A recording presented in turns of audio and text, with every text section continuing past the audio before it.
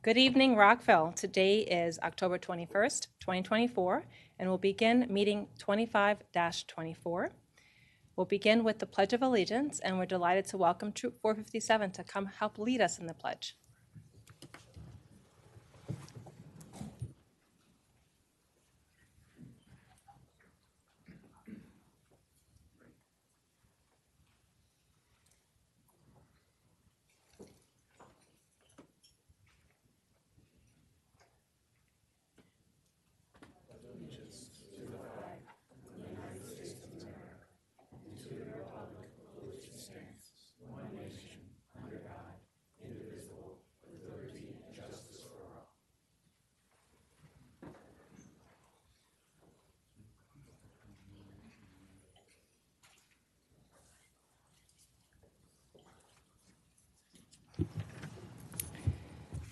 Thank you. Before we begin, I wanted to acknowledge that former Montgomery County State Attorney and former Judge Andrew Larimer Sonner passed away recently on October 13, 2024. He was elected at Montgomery County State Attorney in 1970 and served for over 25 years. At one point, Mr. Sonner was the longest-serving state prosecutor in the country. In 1996, he was appointed by then-Governor Paris Glendening to the then Court of Special Appeals for Maryland and served until his formal retirement in 2004. Many people also know him as teacher, mentor. We want to thank him for his service to the residents of Montgomery County and the state of Maryland, and we'll start with a moment of silence. Please join me.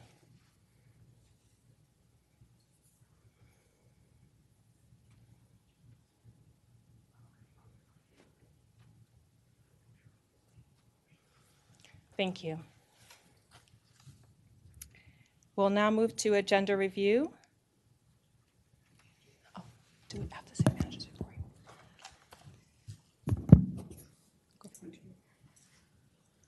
Madam Mayor and Council Member, there are no changes to the agenda this evening.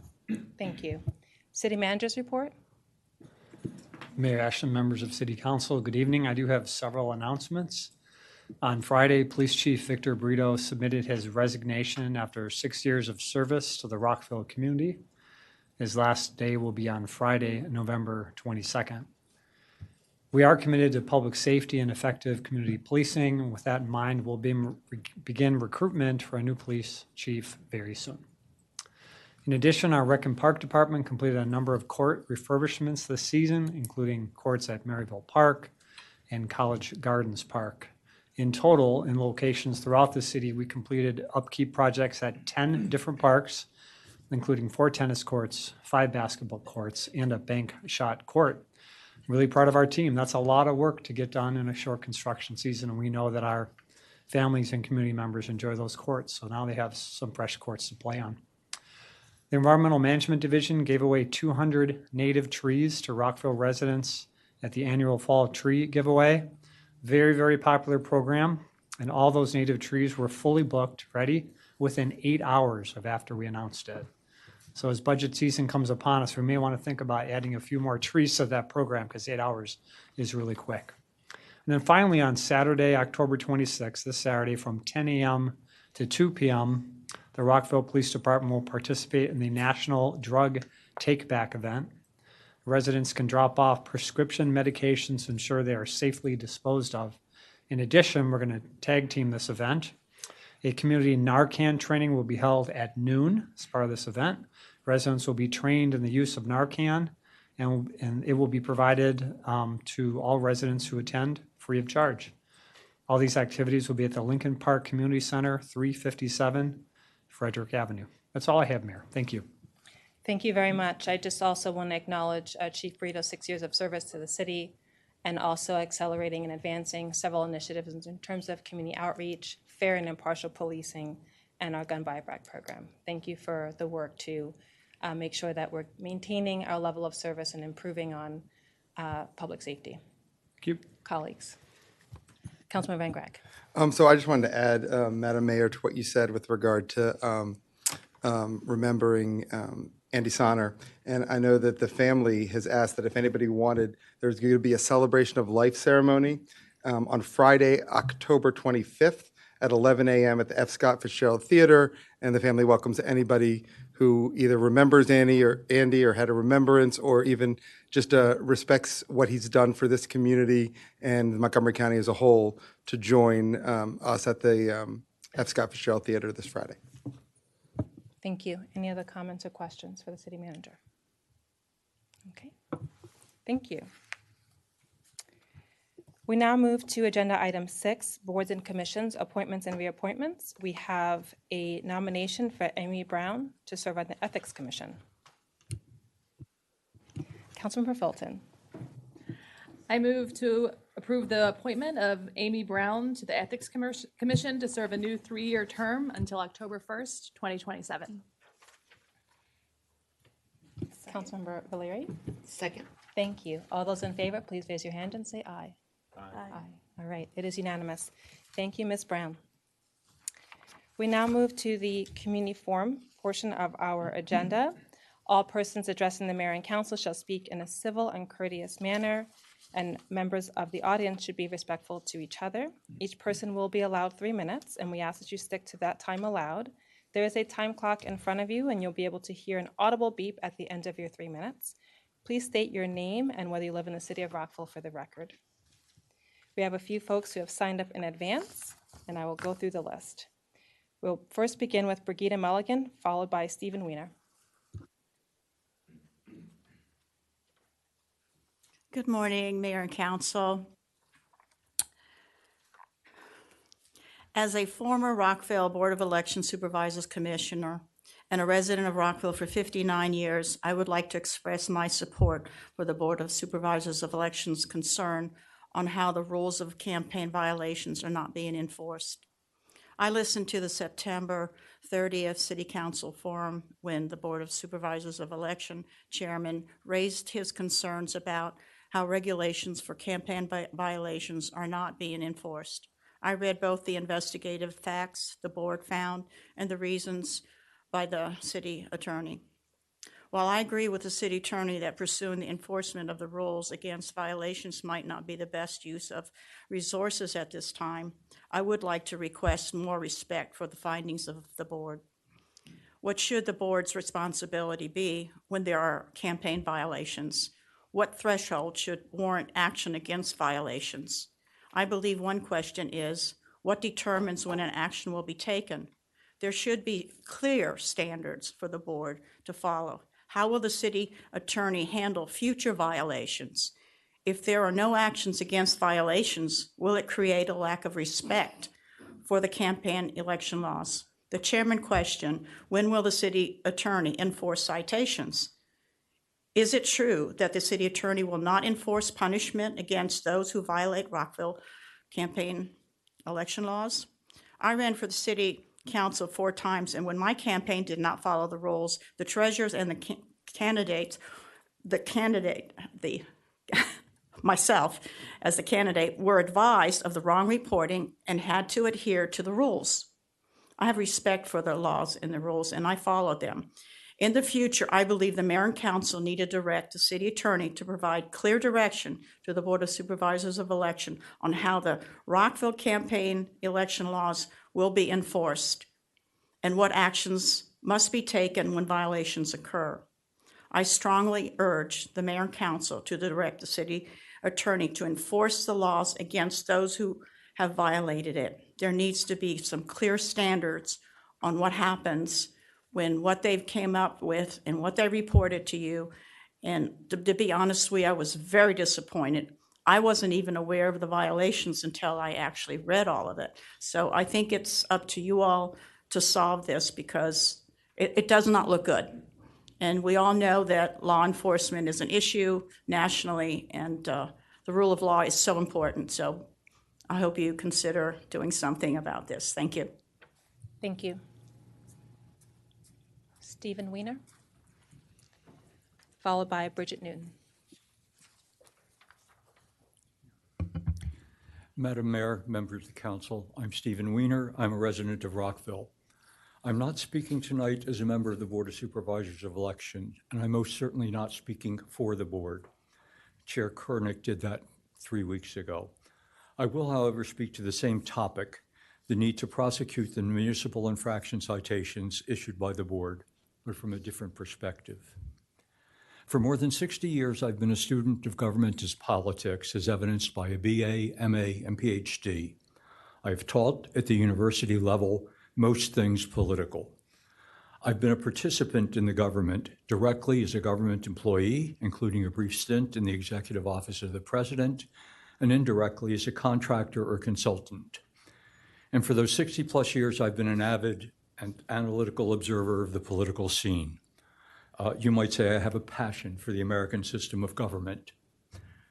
That system is underpinned by inspiration, those self-evident truths of the Declaration, and aspirations such as forming a more perfect union and securing the blessings of liberty. But that's the 40,000-foot level. On the ground, the real magic of the government is the law. And we don't recognize that, we don't appreciate that, because the law is not Tinkerbell fairy dust magic.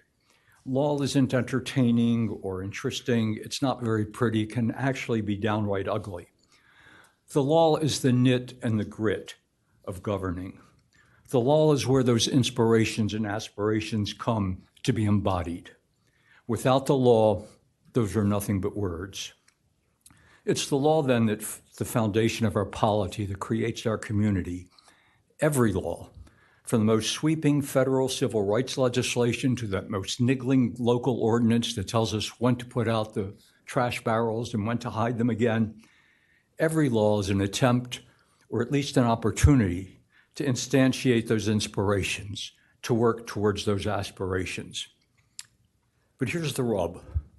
Laws are not self-executing, so we have presidents and governors and mayors.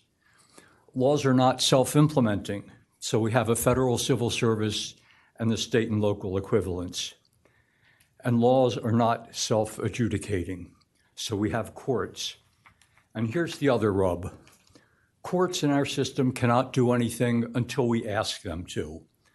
When it's a question of whether someone has violated a law or a rule or regulation that depends from the law, that is the responsibility of a government lawyer to bring that to the attention of a court.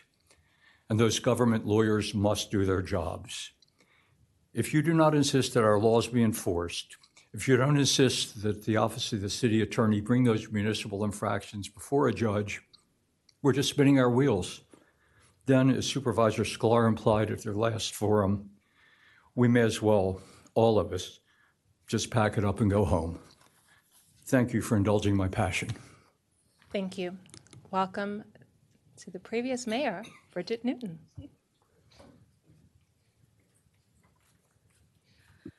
I must say it's nice to be on this side of the dais. Good evening, Mayor Ashton, members of the council. It's good to see you all. I'm Bridget Donald Newton, a 43-year resident of the city of Rockville. I'm here to speak with you about the concerns on the part of the BOSC and my own hope that you will take whatever steps are necessary to ensure that Rockville remains a place where every law applies to every person.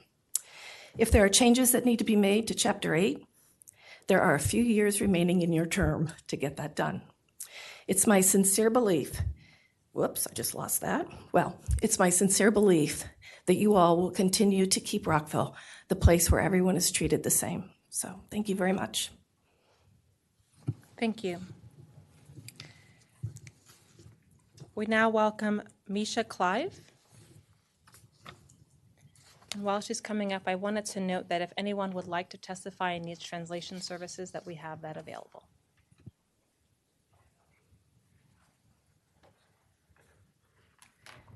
Hello, how are you all doing today? Well, I wanted to say thank you all for continuing the critical conversation about how we are going to move forward on affordable housing for all of our residents here in Rockville, where we have over 50% of our residents as renters. I know that a big topic is subsidy, and a part of our subsidizing housing here in Rockville, as well as in the county, is our MPDU program, which the council is starting to open up discussions about how we're going to ultimately revise and improve that program. So I wanted to raise a point about the MPDU experience from someone who has tried to take advantage of this program. So my family, we are above the income threshold by a very small amount. And that's with me as one employed person and my partner when we were trying to apply for this program as unemployed, so supporting our household. So under the current MPDU program, if you are a single individual, you can make up to $65,000. If you have two people in your household, you are then capped at $74,200. So there's a very narrow gap. If you have a second person in your household, you're trying to have that person gain income, where you're going to be pushed out of the MPDU program. So I took the example of what my partner and I would like to do. We'd like to both be teachers, and we cannot afford to do that. Part of that is because we're early childhood education teachers. So my partner actually currently is working as a substitute teacher, and I work as a teacher on the weekends. I would love to do it full time, but it would pay me $44,000. And taking into consideration the cost of rent, groceries, insurance, life, everything else that adds up, it just wasn't enough for me to be able to consider us affording that amount. So I didn't go into teaching full time. If my partner and I both were full-time early childhood education teachers, we would together make above the limit for that MPDU program while still being extremely burdened by the high costs of rent and finding it unaffordable to live here. We do continue to live here because we love this community, but we have no savings and we have no ability to manage through emergencies. So the most important thing that the council can do is actually to pass rent stabilization, because us renters need those basic essential protections to know that our rent increases aren't going to keep going up and up and up, especially for those of us who are just outside of the existing subsidy programs like MPDUs. Thank you. Thank you very much. Next, we have Grant Sams, followed by Wendy Murphy. Hello, Mayor Ashton, members of the council. My name is Grant Sams, and I am a renter in Rockville. I want to offer my sincere thanks for the opportunity to speak today. And I'd also want to urge this council to reverse its decision on not considering rent stabilization measures. I want to read at the start here some sections of the Department of Justice's recent lawsuit against the rental management software company RealPage, and specifically its Yield Star pricing software. Quote, RealPage allows landlords to manipulate, distort, and subvert market forces, and in so doing, it enriches itself and compliant landlords at the expense of renters who pay inflated prices. Sometimes RealPage is even more direct, acknowledging that its software is aimed at driving every possible opportunity to increase price. And that last part's a quote from them. By its own account, RealPage controls 80% of the rental revenue management software market, I should say. On July 8th, this body heard from many representatives from the real estate management companies who say that measures like rental assistance should be provided over rent stabilization. However, many of these same companies use software that incorporates RealPage's Yield Star software. And when management companies price fix through RealPage, as DOJ has alleged, rental assistance without controlling rent increases shifts the burden of this price fixing onto taxpayers while lining the pockets of the corporations that run these properties. You heard from some very large local management companies that most landlords do things equitably and raise rents as little as possible. And you were told to embrace the free market and let supply and demand solve this problem. However, these same companies are actively hiring property managers who can make use of RealPage's software. It's a request of theirs in their job postings. One, in fact, has recently hired a new vice president who is, quote, a RealPage certified revenue manager for YieldStar. My building uses RealPage. And I've seen these practices reflected through increased eviction notices on doors. In the words of the DOJ, this is not how the free market works. Our community is being squeezed by property managers who, contrary to their very sincere sounding words, look for every opportunity to extract from tenants. And in the event that they were truthful about keeping within this council's guidelines for rent increases, I don't see why a cap of, say, 6% would cost them an ounce of sleep at night.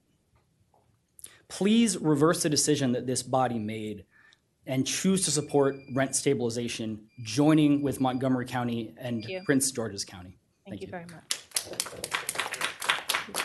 Welcome Wendy Murphy, followed by John Becker.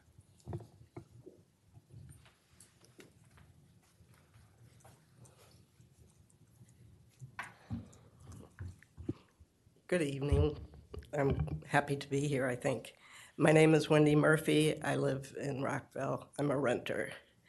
I'm here to urge the city of Rockville to prioritize rent stabilization and bring it back to the forefront of the agenda. The needs of individual residents should be given equal, if not greater, consideration than those of developers. Stabilizing rents to allow people to stay in their homes without being forced out by escalating costs is a crucial issue that deserves your attention. My husband and I are in our late 60s. And our journey as renters began after the 07-08 housing crisis. It forced us to short sell our home. And after 2010, we started renting. It was a long time. We've been renting since 2010, initially in Poolesville, where we had owned a home to keep our children in that school system. We were able to do that. In 2016, we moved to Rockville because tied to a new job I had, I was able to get a discount on rent here. Then I left that job because I got a better job and my discount went away. And so we've landed where we are now. I'm not going to mention where. We love our apartment. We love Rockville. We don't want to leave. We're older people. And, you know, the next step is where? I don't know. Last year, when our lease was up for renewal, we faced a potential rent increase exceeding 10%. It was a lot more than 10%. Based on options provided in a flyer, left at our door, real page. Pretty positive. Also, I mean, to be fair, there was a sale going on too. So they were artificially increasing them, but that didn't matter to me. That increase would have made us have to move, despite our strong desire to stay. Fortunately, after discussing our concern with property management, so they're not always, it's really the landlords who want the money more than the managers, we were able to secure a more affordable lease. We had a rent increase, but it was affordable. But it's limited to a 15-month term.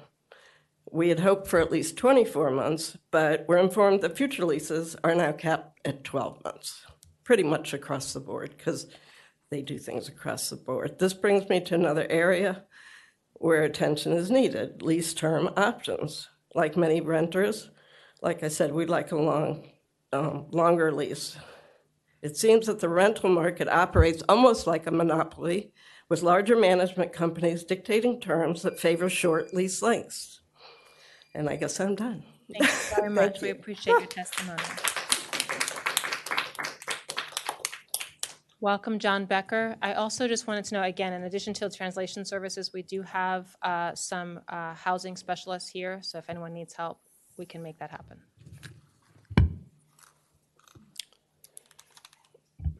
Good evening. My name is John Becker. I live at 148 Monroe Street, which is at Americana Center across from the Rockville Metro Station.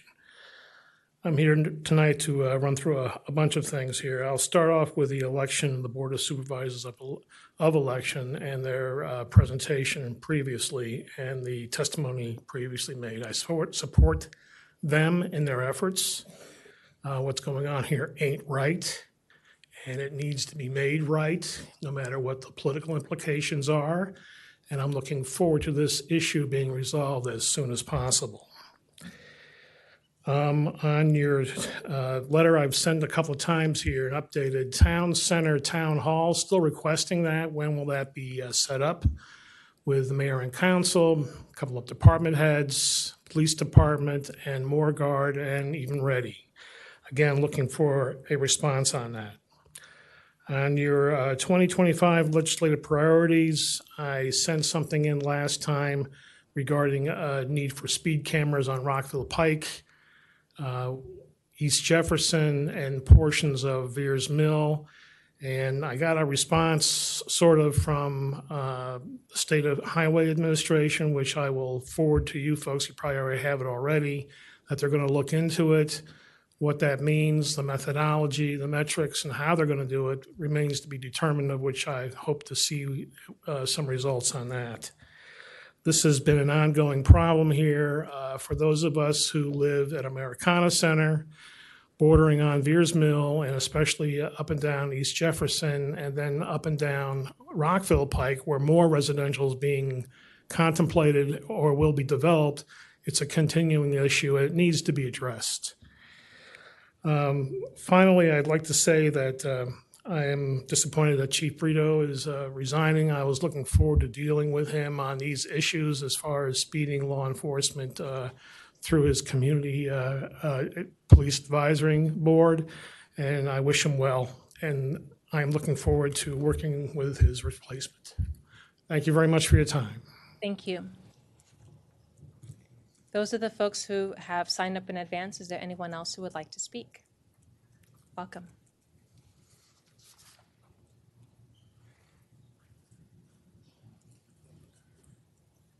Good evening, Mayor, Council. At this time, I would request a disability accommodation for double time to speak under ADA Title II, American with Disability Act, Section 504 of the Rehabilitation Act of 1973. Thank you. I know the city manager team manages ADA request, so I'll turn it over to you. We typically like to hear these accommodations in advance of the request for it, so we don't have that ability right now. A disability request can arise at any time, depending on the person's need. Please proceed, and Okay. let's try to share your feedback. Go ahead. Okay. Good evening, Mayor Monique Ashton and Council.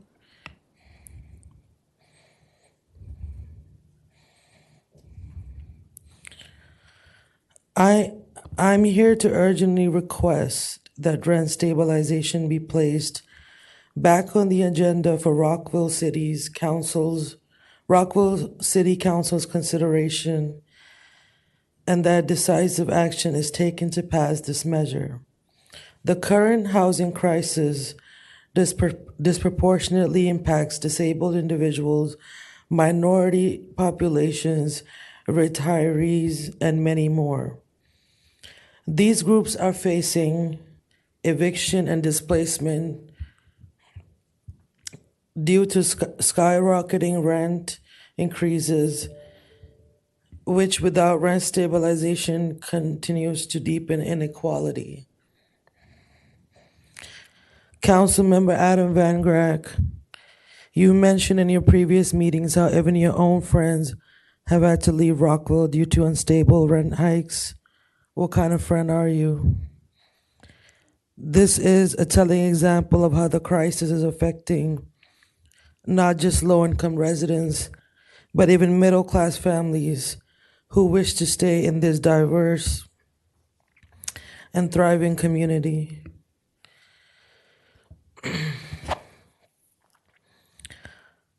Rent stabilization is not only about housing affordability, it's about maintaining the social fabric of our city.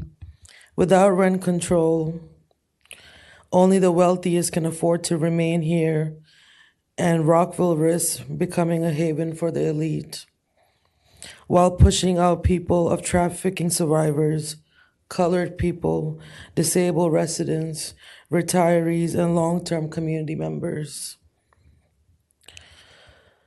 Additionally, there have been growing concerns about your ties to developer interest.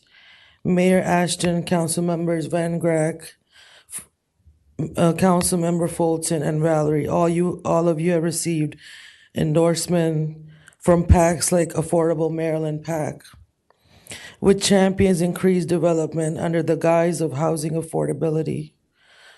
However, this approach has not led to real rent relief for working families, but rather to the proliferation of luxury developments that most Rockville residents cannot afford. I am requesting that rent stabilization be placed back on the City of Rockville's agenda and it be passed to protect our most vulnerable residents. Rent stabilization is critical, ensuring that the Rockville remains a diverse and inclusive community, rather than becoming an exclusive enclave for the wealthy. Are you paying attention, Councilmember Valerie? Are you paying attention? I was asking. Okay. Without rent stabilization, marginalized groups, including disabled individuals, face disproportionate harm due to rising rents, housing instability, and displacements. Disabled residents who often rely on fixed incomes or face employment barriers are particularly at risk. Additionally, racial minorities and marginalized groups are disproportionately affected by rent hikes, perpetuating cycles of poverty and housing insecurity. Many of these residents contribute significantly to the cultural and social fabric of the city of Rockville, and their forced displacement would undermine the city's values of inclusion and diversity. During the election, some council members, Adam Van Grack, Barry, Fulton, and Valeri, and Mayor Monique Ashton, you all addressed the affordability crisis, but you have not taken decisive action to push for rent stabilization.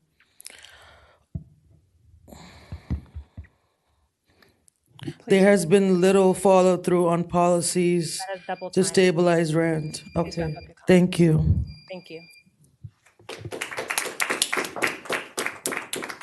Is there anyone else who'd like to speak? Welcome, Senator Kagan. Thank you so much. Just here under the wire here. For the record, Cheryl Kagan, very proud to be the senator for Rockville and Gaithersburg. Great to be with you all this evening. I want to talk about elections because I want to make sure that anyone watching at home is aware in all of the misinformation and disinformation that's out there. I want to just share a few facts. So first off, Maryland's elections are very well run. There is no doubt but that your ballot, if you are eligible to vote, will be counted accurately, and will be counted in a timely manner. Everyone who is a citizen, at least 18 years old, will be allowed to cast a vote. You can, if you are not yet registered to vote, you can register during early voting any place around Montgomery County or on election day at your own precinct. That's if you are not yet registered. If you are registered, you have choices. You may request a mail-in ballot, and many of you probably already have. Make sure you either drop it in the mail, postage paid, drop it at the Board of Elections, which is kind of a schlep, or drop it off in any drop-off box anywhere in the county, including right here at City Hall. That's if you do a mail-in ballot. Make sure that you sign the oath on the outside of the envelope, because the ballot can only be counted if you've signed that oath. You can vote during early voting, which is my preference. I like voting in person. It's kind of traditional. You vote in person. You can watch your ballot go in. It's really quick and easy, and there aren't lines during early voting. It goes from the 24th to the 31st. 7 a.m. to 8 p.m. And again, you can vote anywhere in the county. So wherever is convenient for you, show up there in that time period and cast your ballot.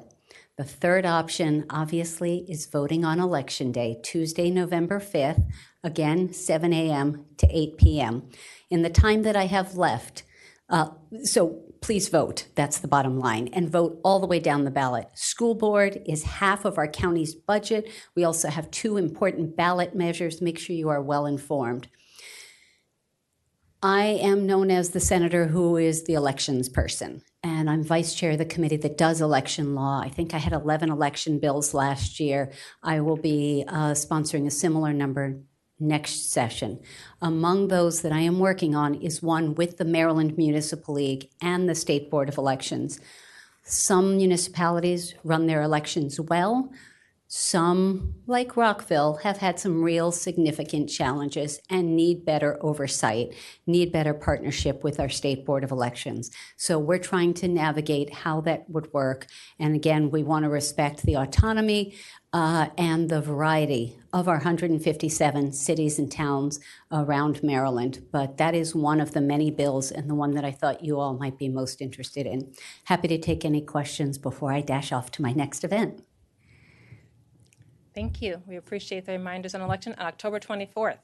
Everyone go Exactly. vote. This Thursday. Take care. Thank you.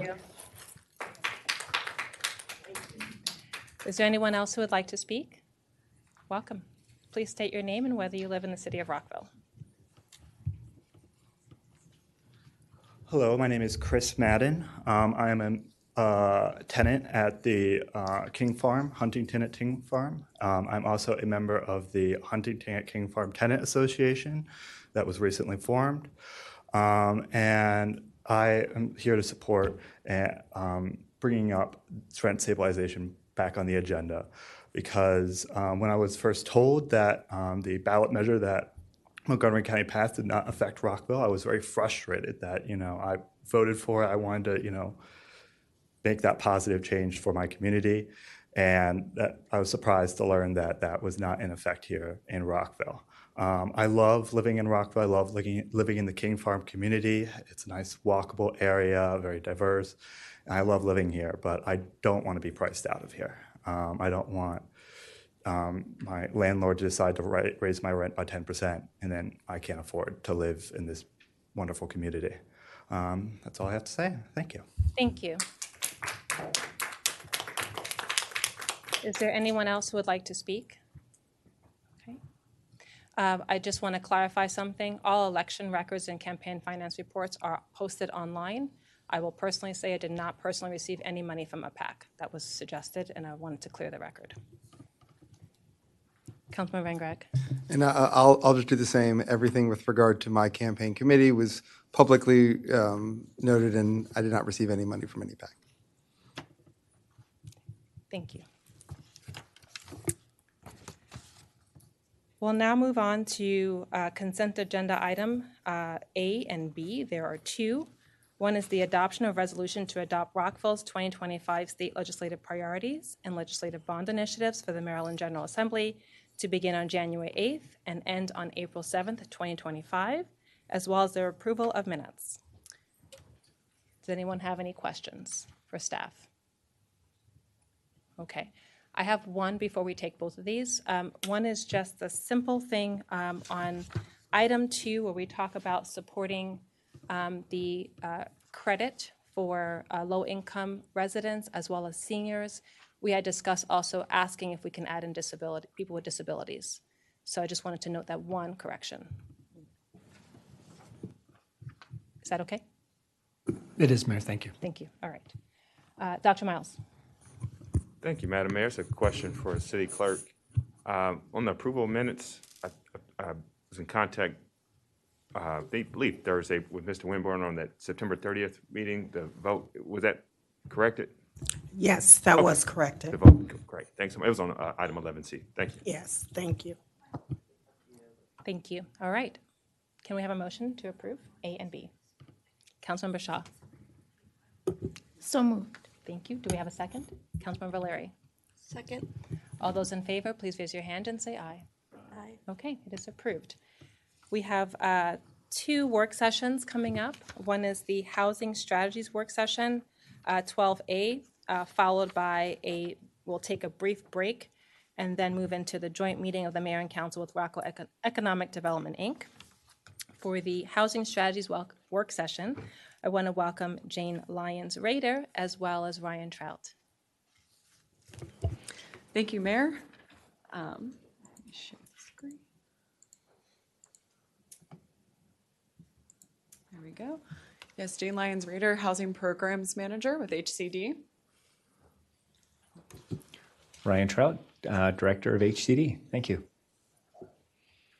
And I will kick it to, okay.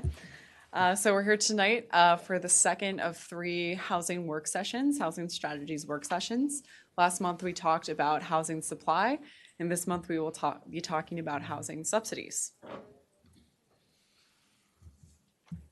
All right, so just to give a brief outline of our discussion tonight, it will follow a similar pattern to last month, where first we'll provide a bit of an introduction. We'll let you know ahead of time the requested feedback that we're going to be looking for, provide a bit of background on housing subsidies, talk about the strategies that we're recommending, let you know about next steps, and return to that requested feedback that we're looking for tonight, and then allow for any questions and discussion. So by way of introduction, housing is one of the 3 focus areas of the Mayor and Council. In June, there was a high-level briefing on the housing crisis and policy landscape. And as I mentioned, this is the second of 3 work sessions. Next month, we will be talking about housing stability policies. And these work sessions provide an opportunity for the Mayor and Council as a body to direct staff as to what things you would like to see us focus on and prioritize. And the requested feedback that we're looking for tonight is 1, do you agree that HCD should focus on the strategies identified in this work session? And 2, are there any other housing subsidy strategies that you would like for us to explore? So here's this graphic that you've seen several times at this point about how we are having these discussions to really have a better understanding of what is in the policy toolbox to fix the broken status quo and to create a strong housing strategy, this 3-legged stool of the 3 S's, supply, subsidy, and stability. What that metaphor of the stool doesn't necessarily highlight is that all of these things are interconnected to one another. And so you'll start to see that a little bit more with this second work session, that some of the recommendations from the supply work session will be returning with a bit of a twist or a bit of a different context because all 3 of these things overlap greatly. So subsidy, what does this mean? At its core, it is financial assistance, it is money to support the rent, purchase, construction, rehabilitation, or preservation of housing. And this is important because even in a well-functioning housing market where we've been building enough market rate housing to keep up with supply and demand, low-income households, especially the lowest income households, are still very likely going to need some sort of assistance to meet their needs. The Urban Institute had some research on this and found that for the lowest income renters, regions with low housing construction but more public housing subsidies had less housing cost burden than regions with high housing construction and fewer subsidies. So again, that's for the lowest income households. Although here's that interconnectedness with supply, for example, is that if you have, you're having a voucher program, for example, and you're trying to subsidize the household's housing costs by paying for most of their housing, if you're in a very high demand market with low supply and housing prices are very high, you're going to have to pay a lot more per person's voucher in order to get them the housing that they need. So that's just one example of the way that these 2 things are connected to each other. And so why are subsidies needed to build affordable housing? Wanted to take a step back and look at an example of estimates for building a 1,000 square foot, 3-bedroom apartment for a family making 50% of the area median income in Washington, D.C. And these numbers are taken from a series that affordable housing developer Patrick McEnany did in Greater Washington. So these are not just numbers pulled out of thin air. These are from an actual affordable housing developer. And with Rockville not being that far from DC, most of these costs can be taken as probably about to be pretty similar, except for maybe the land acquisition costs. On the left, we have the sources, and sources are the places that you are getting the funding from for the project. So in this example, there is a first mortgage that's supplemented by a 4% low-income housing tax credit. And so those sources are a little bit above $300,000. And then the uses are the ways that that money is being spent. So in affordable housing development, you have the land acquisition costs, the construction costs, the financing, the operating reserve, the developer fee. All of these things are necessary components to building any sort of project. And when you're building a project, you want those sources and uses to be equal. But the challenge that is prevalent within affordable housing construction is that unless you have something to fill that gap, you have a shortfall between your sources and your uses. So in this example, the funding shortfall is about $250,000 for this one unit. And so you can take this unit, and if you multiply that by building a building with several hundred units, then you have a large amount of money that you need to make up that difference. So now we're going to look at the same example, but taking out the land acquisition costs and the developer fee. So the land acquisition costs, that can be connected to some of the recommendations that we're going to share later about ways to get that land acquisition cost down to zero and to remove some of the speculation that can come. And then removing the developer fee, that's a bit more of an unrealistic scenario because it is very unlikely that there are folks who are going to do that work for $0. And even in this example with the low-income housing tax credit, the developer fee is capped. But just to show that taking out those two things that folks can say are more driven by greed or by speculation, even then there is still a funding shortfall of over $120,000 for that one unit.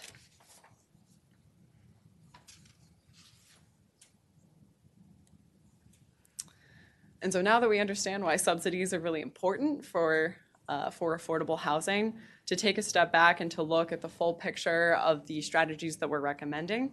The stability strategies we are still working on, and you'll see a more finalized version of that next month.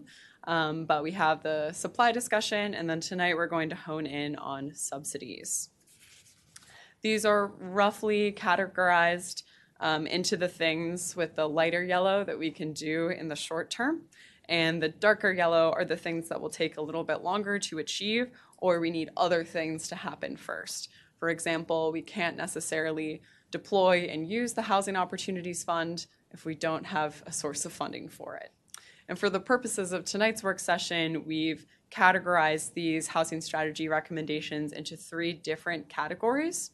So first, we have subsidizing development and preservation. Next is directly subsidizing households' housing costs. And then third is partnerships to leverage external resources, because the city is not going to be expected to make up all of that subsidy all of the time. We have partners at the state and federal level, and the county level, who can help us to fill that gap as well. So first is subsidizing housing development and preservation. And this gets at that example of how to provide that gap financing through the Housing Opportunities Fund. So the Housing Opportunities Fund, or the HOF, is the city's housing trust fund.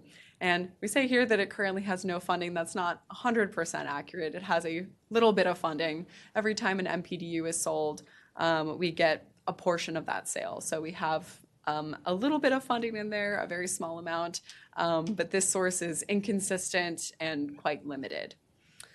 And so having a stable, dedicated source of funding would allow us to do a range of things and ideas and projects that we'll get more into in the next slide here. But to establish that stable, dedicated source of funding can also be connected to meeting these goals of housing affordability or the goals of having a better land use policy that is more transit-oriented and making use of the properties that we have. So first listed here is a dedicated general fund component that would go towards the HOF on an annual basis.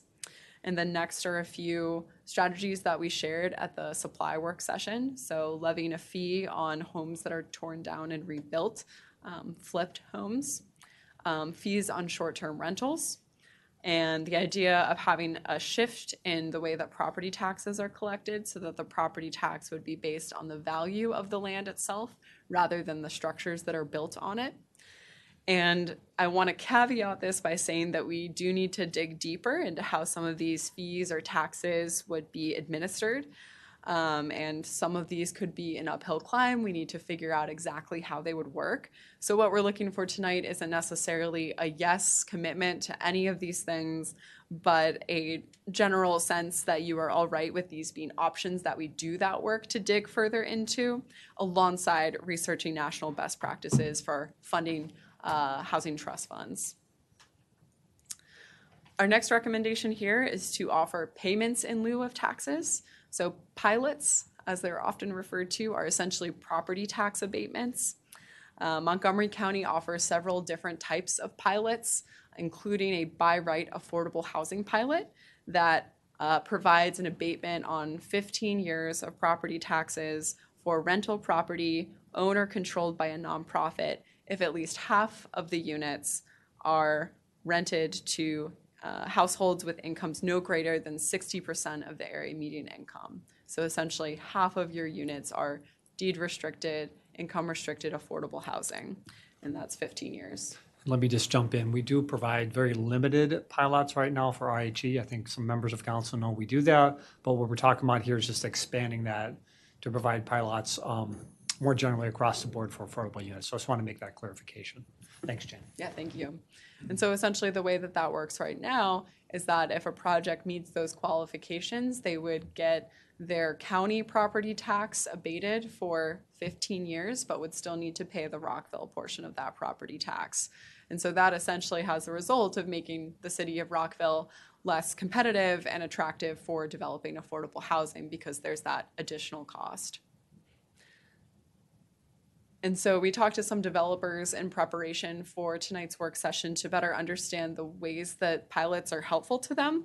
And essentially what they told us is that it lowers their operating expenses, which increases their net operating income and increases the amount of mortgage that they're able to get. And then if you remember back to that sources and uses, a larger mortgage means that there's a smaller gap that the public entity or nonprofit or philanthropy would need to fill in order to make that project pencil out. So taxes can be one of those biggest operating costs. So third here is going back to the HOF, is to create a deployment strategy. Once we have that stable, dedicated source of funding, we would be able to know a little bit more of what we're playing with and what we might be able to offer to folks who are constructing affordable housing or doing other things to make affordable housing more permanent in the city.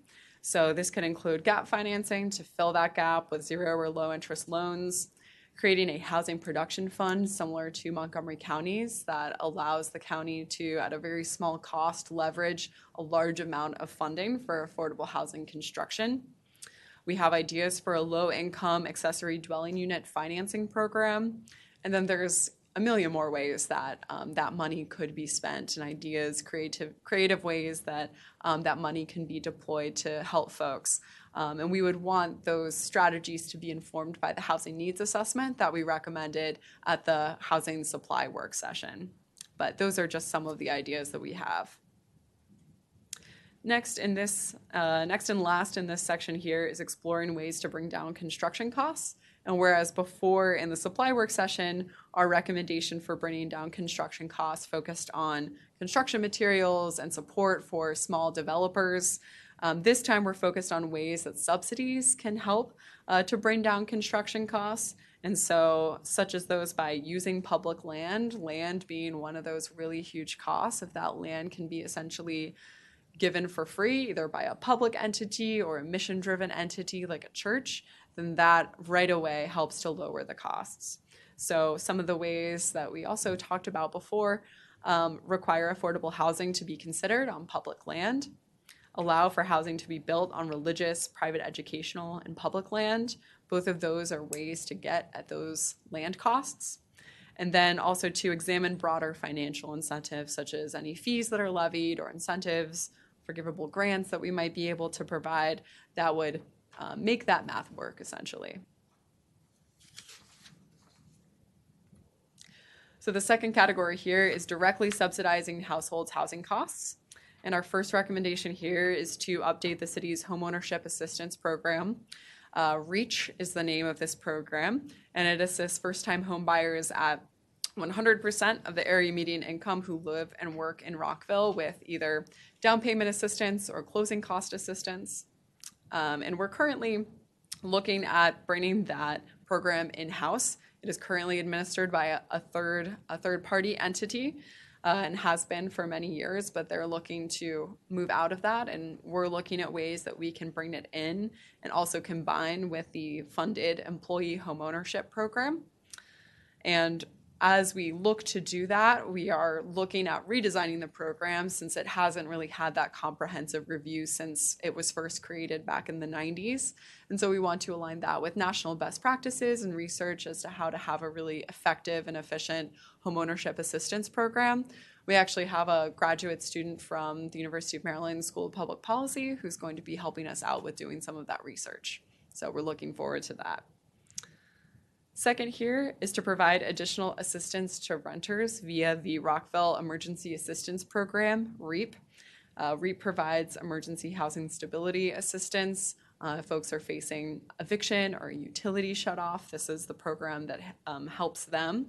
And similarly, we're also undergoing an internal redesign, and we will bring further recommendations to you once that has been, those program redesign components have been implemented and we're able to see their effects and whether we want to recommend increased funding or other changes. But we want to make sure that we have that chance to see how the program does first before coming back to you with any further recommendations. And last but not least is those partnerships to leverage external resources. And both of these, I'll note at the beginning here, are currently ongoing. They are things that we are doing and will continue to do. The first is to build relationships with federal, state, and county housing partners and leverage those funding sources. So examples include various different grant programs, the Montgomery County Green Bank, we've had conversations with them, and RHE. The county's Housing Trust Fund is likely to be a partner in any of these gap financing endeavors. HUD's Healthy Homes program helps with lead abatement. So there's so many opportunities out there, and it's a lot of work, frankly, to just understand what that landscape is like and to apply for those grants and opportunities. And second is to convene local financial institutions and affordable housing developers to explore what they need in order to make the projects that they want to do work. And this is also something that we want to include in a housing needs assessment, is bringing those folks together, convening spaces where they can talk, and we can better understand when we are deploying a housing opportunities fund, what are the things that you need from us? Gap financing, yes, but are there other things as well that could be helpful? And then I threw in here a photo from just this past week. Me and Ryan went out to visit on Randolph Road a Habitat for Humanity site. So that's outside of the city of Rockville, but we wanted to build on that partnership and learn more about what they're doing in the county and see how they might be able to do even more within the city of Rockville. So next steps, we will bring back final ordinances and programs and things that need your approval based on the feedback that we received tonight. And then we also have the next and final Housing Strategies work session, although it will continue to be a conversation, scheduled for November 18th on those housing stability strategies.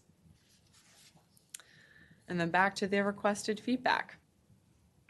And we have these strategies up here, so that way we hopefully don't have to go back and forth between slides, but those are the two questions that we're primarily looking for your feedback on tonight. Thank you. Thank you very much. We appreciate all the work putting the ideas together, building on the supply side and now moving to the subsidy side. I have several ideas, some of which I've shared with Mr. Trout and Mr. Mihalik. I won't go into all of them first, but I do have just some clarifying comments or questions. So the Housing Opportunities Fund, the reason why it is drawn down is because the city of Rockville did give just under $2 million to support the purchase of Scarborough Square, which is a majority affordable housing building, a series of buildings. It has 2 and 3 bedrooms, and we used a right of first refusal. So I just wanted to put that out there for context. I do support finding a regular way to contribute to that fund. The city does have something where, in terms of art, where we annually put money aside for art. I think we can do the same for housing, and I fully support that. I didn't see right of first refusal opportunities on here. We worked very, very hard with Montgomery County together to make sure that Rockville was included to be able to receive opportunities for right of first refusal and to collaborate with our partner Rockville Housing Enterprise. That helped us to save Parkside Landing as well as Scarborough, and those were maintained and even made more affordable.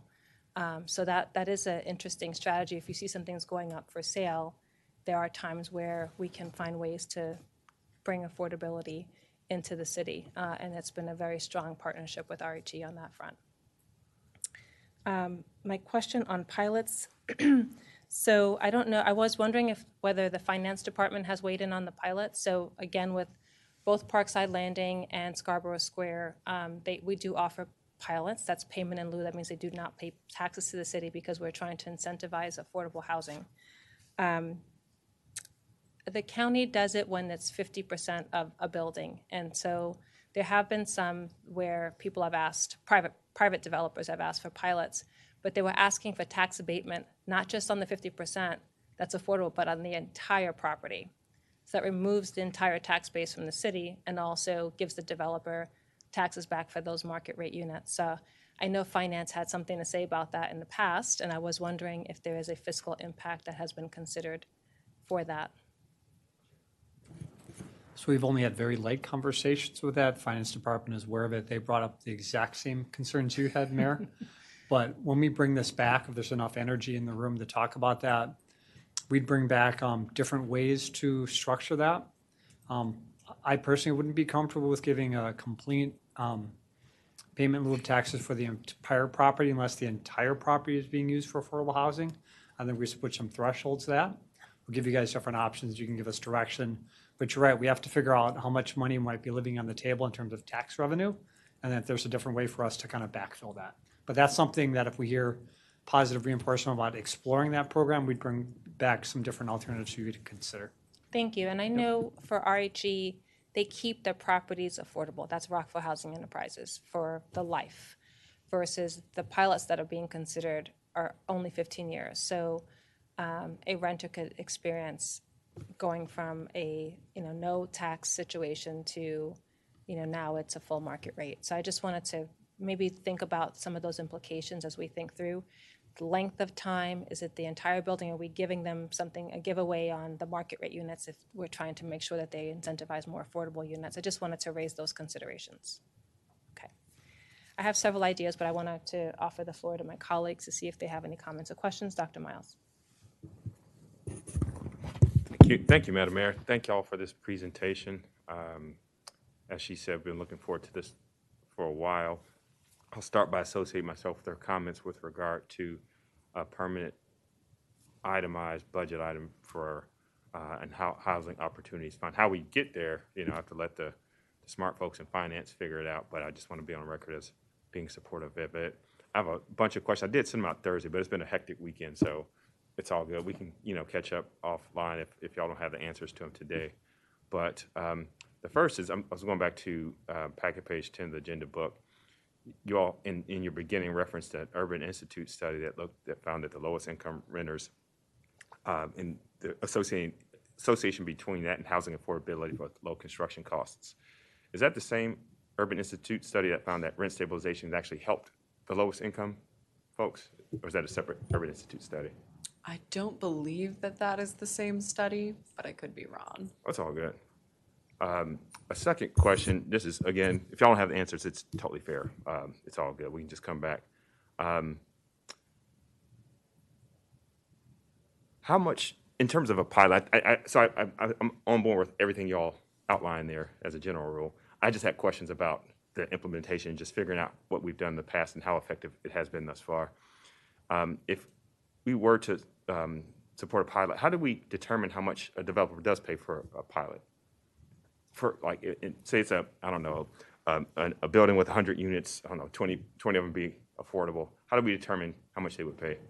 Just curious. So are you asking about what that payment in lieu of taxes would be, or about what the foregone property taxes would be in that situation? What the payment would be? Just, yeah, as a general, how do y'all determine that? So different places do it differently, but if we were to match Montgomery County's pilot program, my understanding is that there is not actually that fee. It's just a straight up 15-year property tax abatement on all taxes. So there's not that initial payment that the name would suggest. Got it. And then I guess the taxes kind of depend on the property, how much its assessed value is, in terms of how much we'd have to give up from a finance perspective. Got it. And then in terms of going back to the thing I first associated myself with, like a dedicated source for a housing opportunities fund, what are some of the ways to calculate it? Is it like a capitate, like per resident, a certain assessed value? How do different jurisdictions, even locally or throughout the nation, come up with a way to figure out how to fund that? Again, it's weeds way in the future, but I'm just curious. Because I support it, I just don't know how do you do it. So Councilmember Miles, I'm probably in a better position to answer that relative to my colleagues here just working for different cities. Honestly, that's really a policy decision. I'm not trying to avert the question. It's just you all can make a decision that for the next X number of years, you want to dedicate X amount of your general fund towards affordable housing subsidy, right? And it could be 250,000, million, 2 million, et cetera. We would just have to build that into our budget. And you guys would have to prioritize that relative to other budget needs, right? Understood. And then the other thing you want to do is when you determine the revenue amount, then decide very specifically what affordable housing developers, builders, or landlords can apply that fund towards, right? And I would recommend that you do a grant process for that and make sure that people get that money paid back after they do a grant agreement with the city. Hopefully that provides you with enough context. It does. And to follow up, again, short of infinity, in terms of how much money we should have in the Housing Opportunity Fund, how much will we have there, ballpark, to make a significant dent in our housing affordability challenge, the housing affordability challenges that we face here in Rockville? We'll let Ryan take a turn on this one. Fair enough. Well, I think one of the things that would be very helpful is we mentioned the need for a housing needs assessment. That's going to help us really better understand the existing challenge and scope. It'll also help us be able to engage more with developers. I think it also depends on what jurisdictions you look at, right? So I've worked in some jurisdictions where they give gap financing roughly $10,000 to $15,000 per unit in a local subsidy layered with other subsidies. But that project that Jane and I visited last week, the county is giving closer to $120,000 in gap financing in that project. So it can really range significantly. And so once we have a better grasp on the scope of the challenge, then we can kind of look to right size the pot of money that we would need over time. And then that would be something we'd probably want to work toward and not try to take all at once. Got it. 3 quick questions, if I may, or should I shut up? Go ahead. Yeah. All right. I should have clarified. Let's try and group them into, and you're hitting it.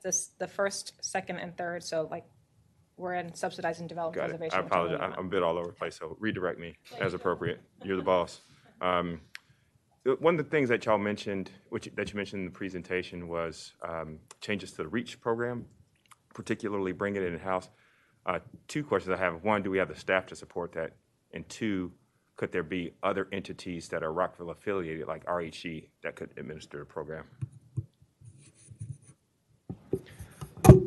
We're kind of exploring all options right now.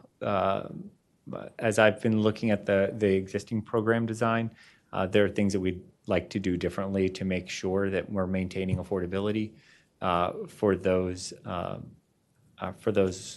grants or loans that are provided to the home buyers. When it comes to staff, I think that that's part of the program design that we have to look at. The reality is it's a very limited pot of money. I think it was $375,000. It was $75,000 a year over 5 years back in the 90s. That's been kind of revolving for 30 years or so. And so as we would look at that and look to kind of redesign that program, that'll also kind of dictate kind of the needs of the program funding-wise, but then also the workload staff-wise. Got it. If I could add too, Mayor, I apologize. If you guys are keeping track, at the end of the third work session, there's 50 plus different strategies we're recommending to you guys for affordable housing. If that's the number one priority of this council and the community, then there's a really good chance I'm going to recommend that we add staff to the housing team. We're going to need it. Got it. Thank you. Thank you. That's helpful. Follow up on REACH. Again, this might be something you can come back in the future with. How effective has it been in terms of significantly improving home ownership among the folks at 100% AMI? Do we have like numbers on that? If not, we can just future session or something like that. It's a pretty limited bucket, as Ryan was alluding to. So it's been able to, help a handful of folks over the decades, but it's a small dent. Dozens, got it, or something like that. Finally, similar, and this is my final question. Thank you all for your indulgence. On the REAP program, do we? Again, this is data that or info that y'all come back with because it's kind of on the spot. Do we know how many people we've helped with it? Like how many evictions have we averted? How many utilities have we kept from being turned off as a function of that program? I unfortunately do not have that number in front of me or on the top of my head. We can get that for you. Okay, not urgent. Thank y'all. Thank you for your indulgence. Thank you. Just a question, the right of first refusal piece, what would that be number 1 or number 3 on this list? So using right of first refusal would likely be a part of the HOF deployment because we would need to have some funding in order to acquire the sites through the right of first refusal. Okay, so that's a new idea I'm introducing. I haven't asked my colleague yet, do you want us to do straw poll on whether we want to consider this or add that to the list, or are you just going to do it? No, that's something that we would want to see. Okay, all right, just want to make sure we're giving clear information to you. Councilmember Van Grack. So following up on my colleague's comments, I think that first category is really going to help a lot of people. And when we're talking about the subsidizing development and preservation, as you noticed in your presentation, developing a housing opportunities fund strategy, I think is key. I do support putting together and looking at the right of first refusal. I think that's going to be critical for this city, and it's been beneficial. And I think if we put together a specific strategy as part of what we're doing with the housing opportunities funds, with the dedicated financial tools that my colleagues were talking about, we can literally make a significant difference. Similarly, the payments in lieu of taxes, the pilots, it's definitely something that I think the city should consider. Now, I support what my colleagues were saying, that an outright 100% across the board is not only not financially beneficial, but wouldn't necessarily be helping the most amount of people because we've got unlimited funds. But if we're targeting and have specific targeting with situations only and in limited base usage, we can potentially make a broad-based assistance and create more affordable housing opportunities. So I'd like the staff to look into that as well.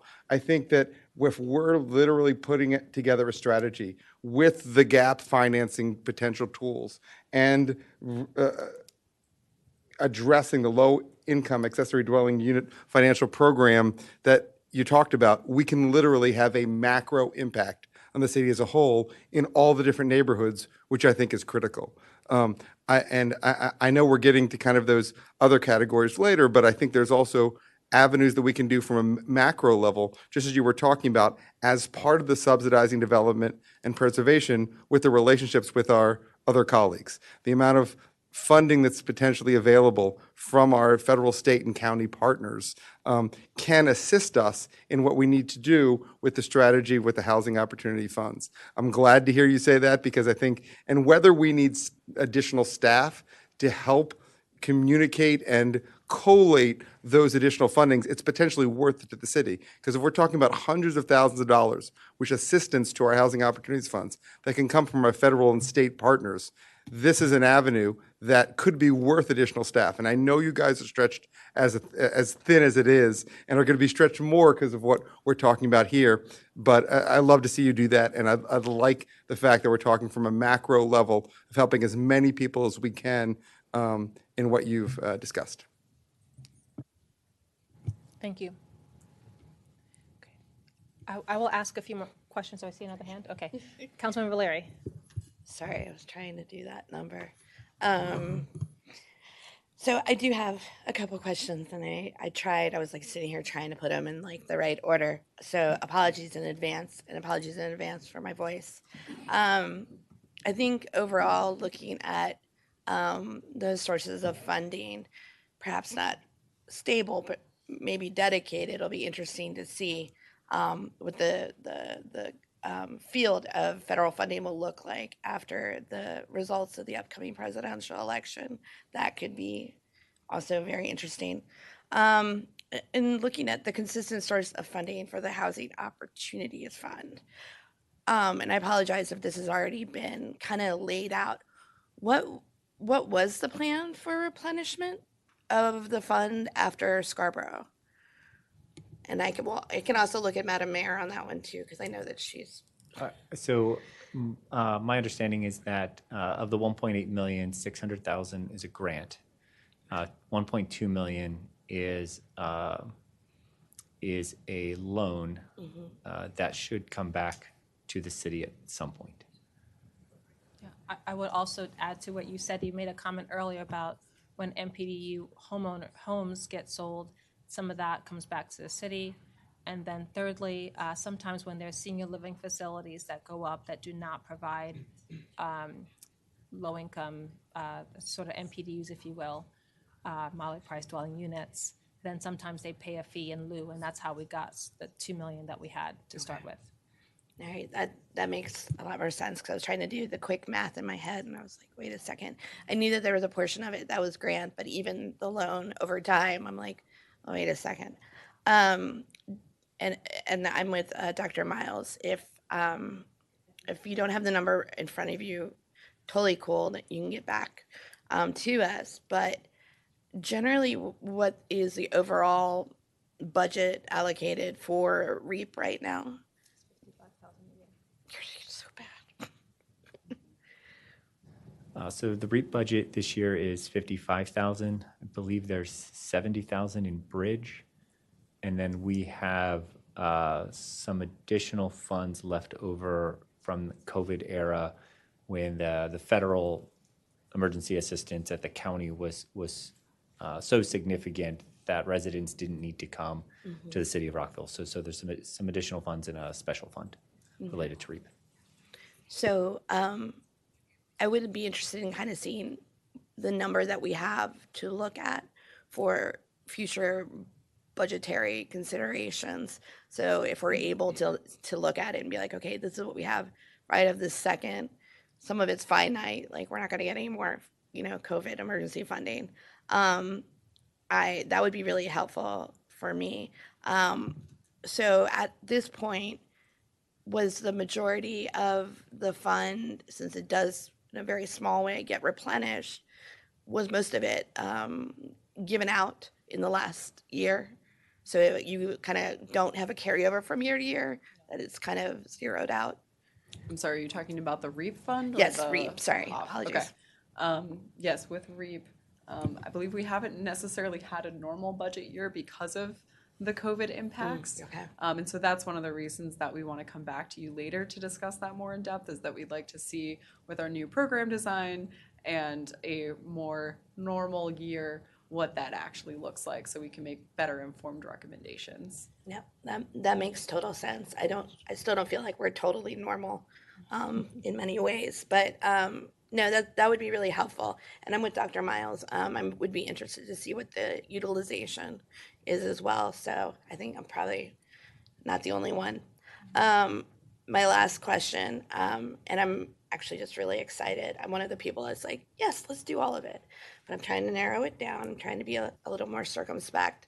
I do have concerns about residents on fixed incomes that experience the property tax increase that the county passed. I understand that there are, we are looking at legislative assistance there, but that doesn't help people that need to pay the bill each month. So I just wanted to flag that as something, either people who are receiving Social Security disability benefits or otherwise their income is not going to increase over time, and maybe increased medical costs and so forth. I'm extremely concerned about that cohort of people, and if there is a way to include assistance to those individuals in like a renewed REAP, so it would be, if we're going to look at it, that it would be a way to kind of help everybody most in need, whether or not they're making, their property tax payment or they're paying their rent, because frankly, we have no control about, what the county does. But I have heard from individuals that between that and their reassessment, people are like, whoa, this is a lot right now. So I'm curious about that. There's no need for an answer tonight, but I just want to flag that as an issue that I've specifically heard from residents, both disabled residents as well as senior citizens in the community. And that's all I have. Thank you. I just had one, Councilmember Jackson, a comment. I think the amount of carryover from last fiscal year when I asked about in the spring for the REAP program, which is the Emergency Assistance Program, was $35,000 that carried over. That's the information that we got from the then acting city manager. The one thing I want to raise in the context of REAP, I know I gave feedback on subsidizing development preservation, but moving to directly subsidizing households, is that the county has recently changed its eligibility criteria that they're telling nonprofits. And so now there is a gap for those folks who are just above the AMI that they now created the cutoff for. And so I just wanted to ensure that Rockville is not necessarily changing our guidelines to align with the county, that we're going to be more supportive and help fill that gap. That's a question just to see, have you all discussed what the county has changed and how we might be able to help residents in Rockville? Yes, so for the county's housing stabilization services that help folks facing eviction, their cutoff is 30% of the area median income. We do not currently have any cutoffs related to income. That's something that we're discussing with our program design. But we're not discussing going down to 30% and matching what the county is doing. Okay, and I think it was previously at 60%, is that right? I'm not aware. Yes. Yes, okay. it was. I've studied this program. All right, the last thing I'll say about REAP is, and I know this is a program design piece, but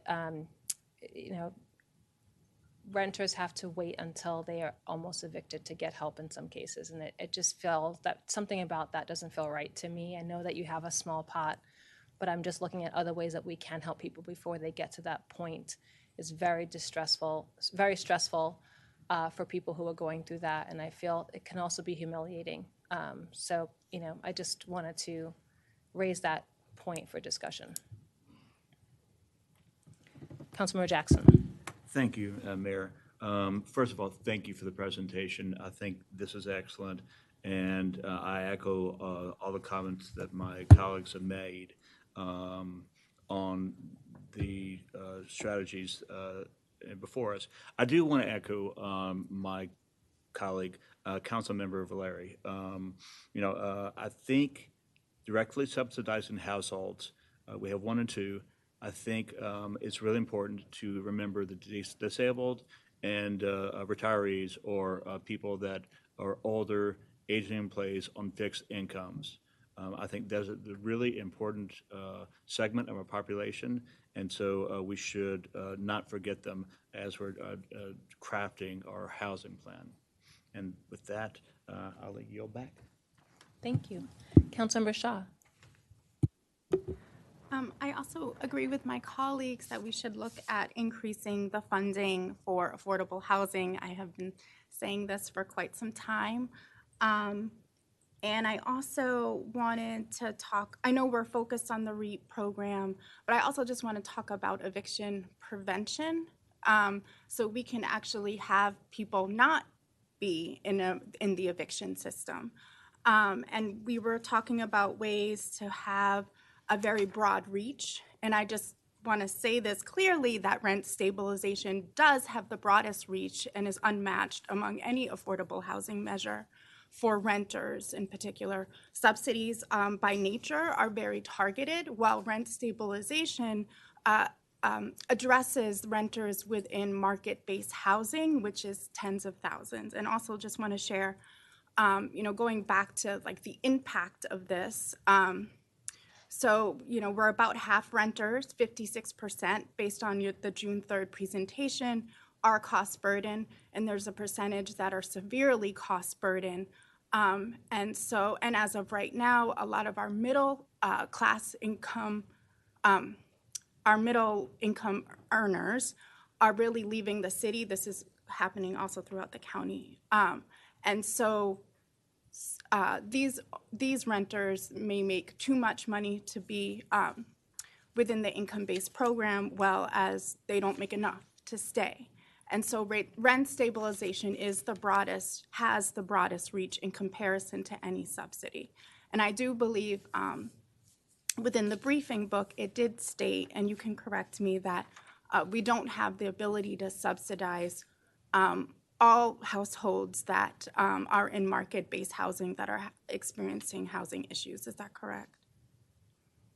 No, we would not have enough funding to help all households facing high housing costs. Yes, and so this is why I think it's really important to apply the tools that we have, such as rent stabilization, and join with most of the renters, or the overwhelming majority of renters within our regional housing market that have these cost protections. And then I also wanted to ask about the REAP program in general. So I know that, as Madam Mayor stated, the county is at 30% AMI. So what I'm hearing is that there's actually a long list of renters, including Rockville renters. I think there's a waiting list of about 200 people right now. And so one of the things I think that, as you're looking at revising the program, if renters make beyond that threshold, to automatically and directly apply to the city, because they're not going to get approved in the county, right? So it's incredibly time sensitive. I think on average it takes about 4 weeks to get assistance. So ensuring that they can get assistance as quickly as possible. So, and I know there are tenants right now that are kind of being bounced back and forth between the county and the city. I also just had some questions about the housing assessment. So first, I wanted to clarify that we are already doing that. If we ask folks what their income is, and if they clearly make over that 30% AMI mark, then we go ahead and help them with the city. Because there are tenants that are, and it could be with like older material that the city has just like out there, that they are going to the county first before they go to the city. So that's great that we're doing that, and I think we need to like increase some of the outreach around that, so tenants are aware. Also, I wanted to ask a question about the housing assessment. I know that we have a lot of different needs for housing, and I also agree with all of these measures and want to move forward with all of these measures. In terms of the housing assessment, will that also focus on, and there's different ways to measure our needs, right? So will that also focus on like failure to pay rent cases and eviction cases to kind of measure our affordability? And the reason, go ahead. I was just going to ask, clarifying, do you mean, would it look at historic data on failure to pay rent cases and eviction cases? Yes. Yes. Yeah. Okay. I mean, we are in the very, very early stages of kind of thinking about an RFP. So even we're in the pre-RFP stage at this point, but we would kind of have everything on the table. It's good that it's early, so there's more time to provide input. And I asked that question because between September 25th to October 16th, there were, in the Upper Mirror property, there were 48 failure to pay rent cases. In the Bainbridge, there were 46. In the Woodmont, there was 10. And in the Fields, there was a whopping 67 cases. I know with the Fields, we have been focusing on a lot of things, particularly conditions. And I just wanted to share that there is also a very high rate of eviction.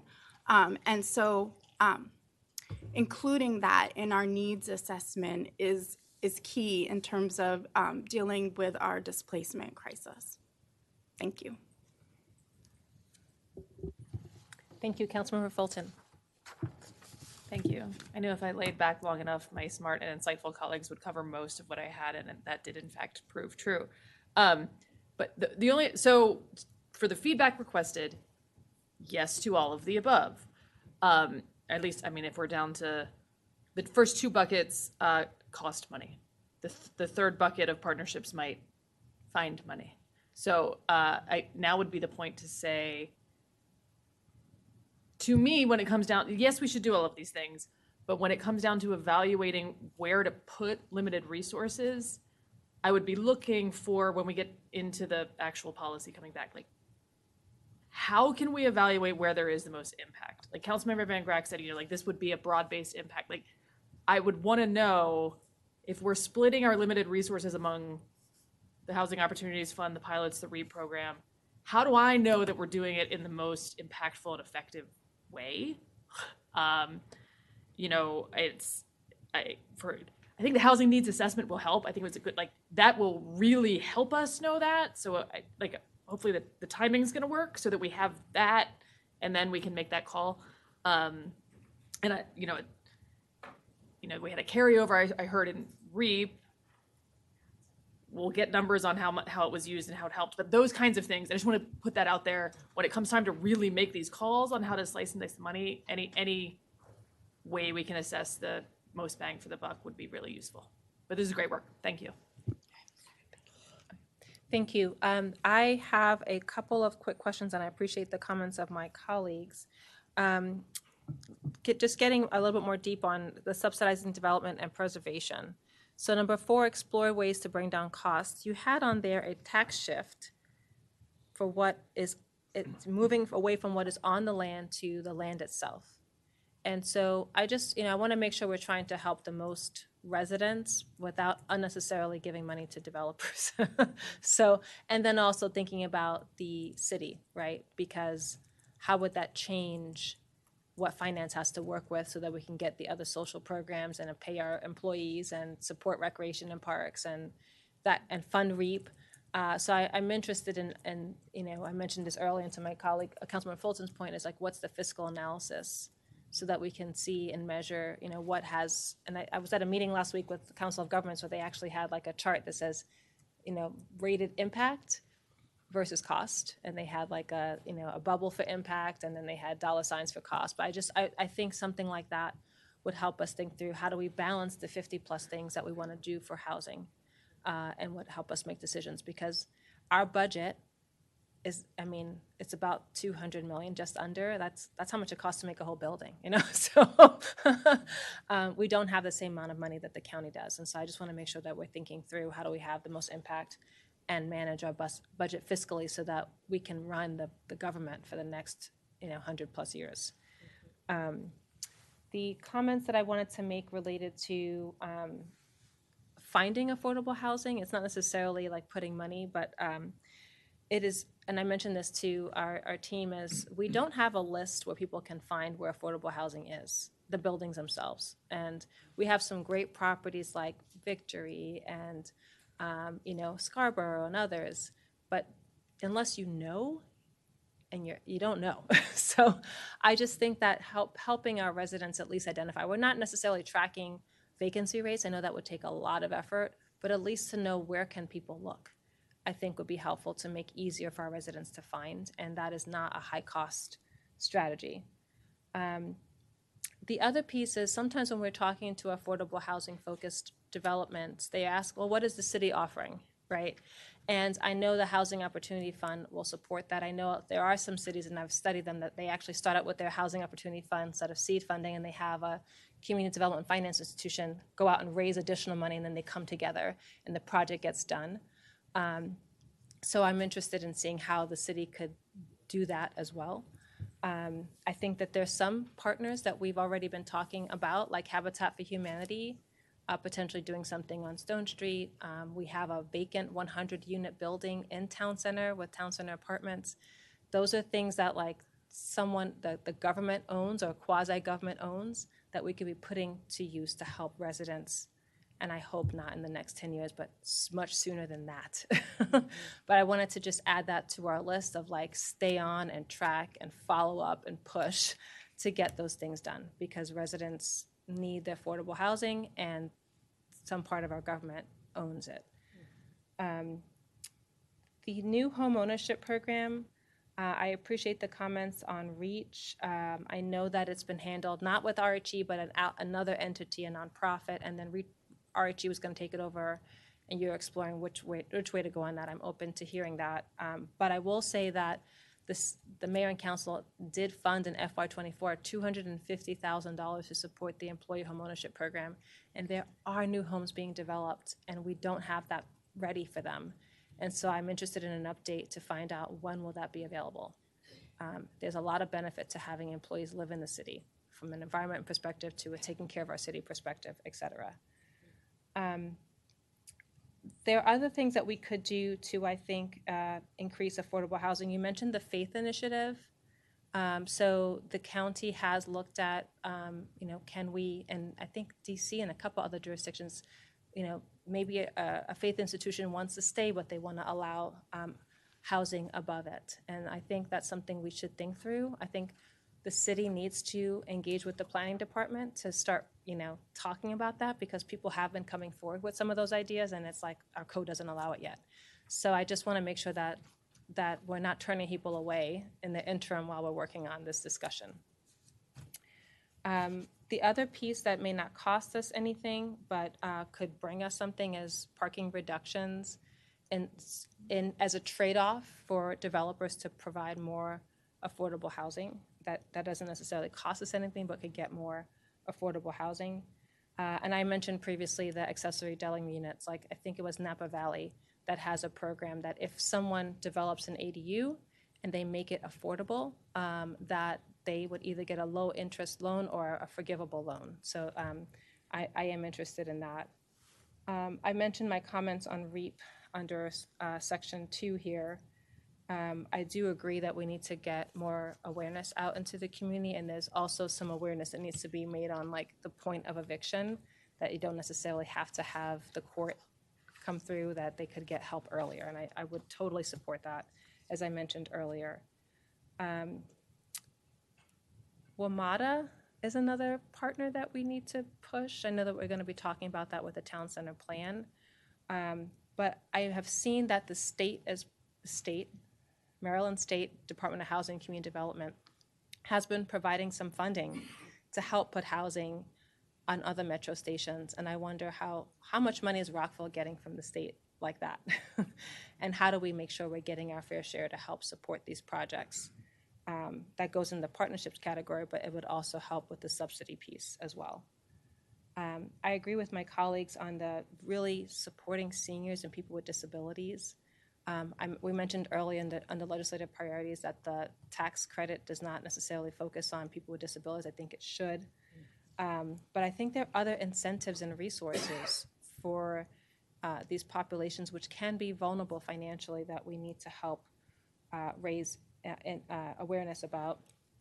I also think that sometimes landlords, and I know this is something I sent out, with the LIHTC rules, evicting people without fully following the rules.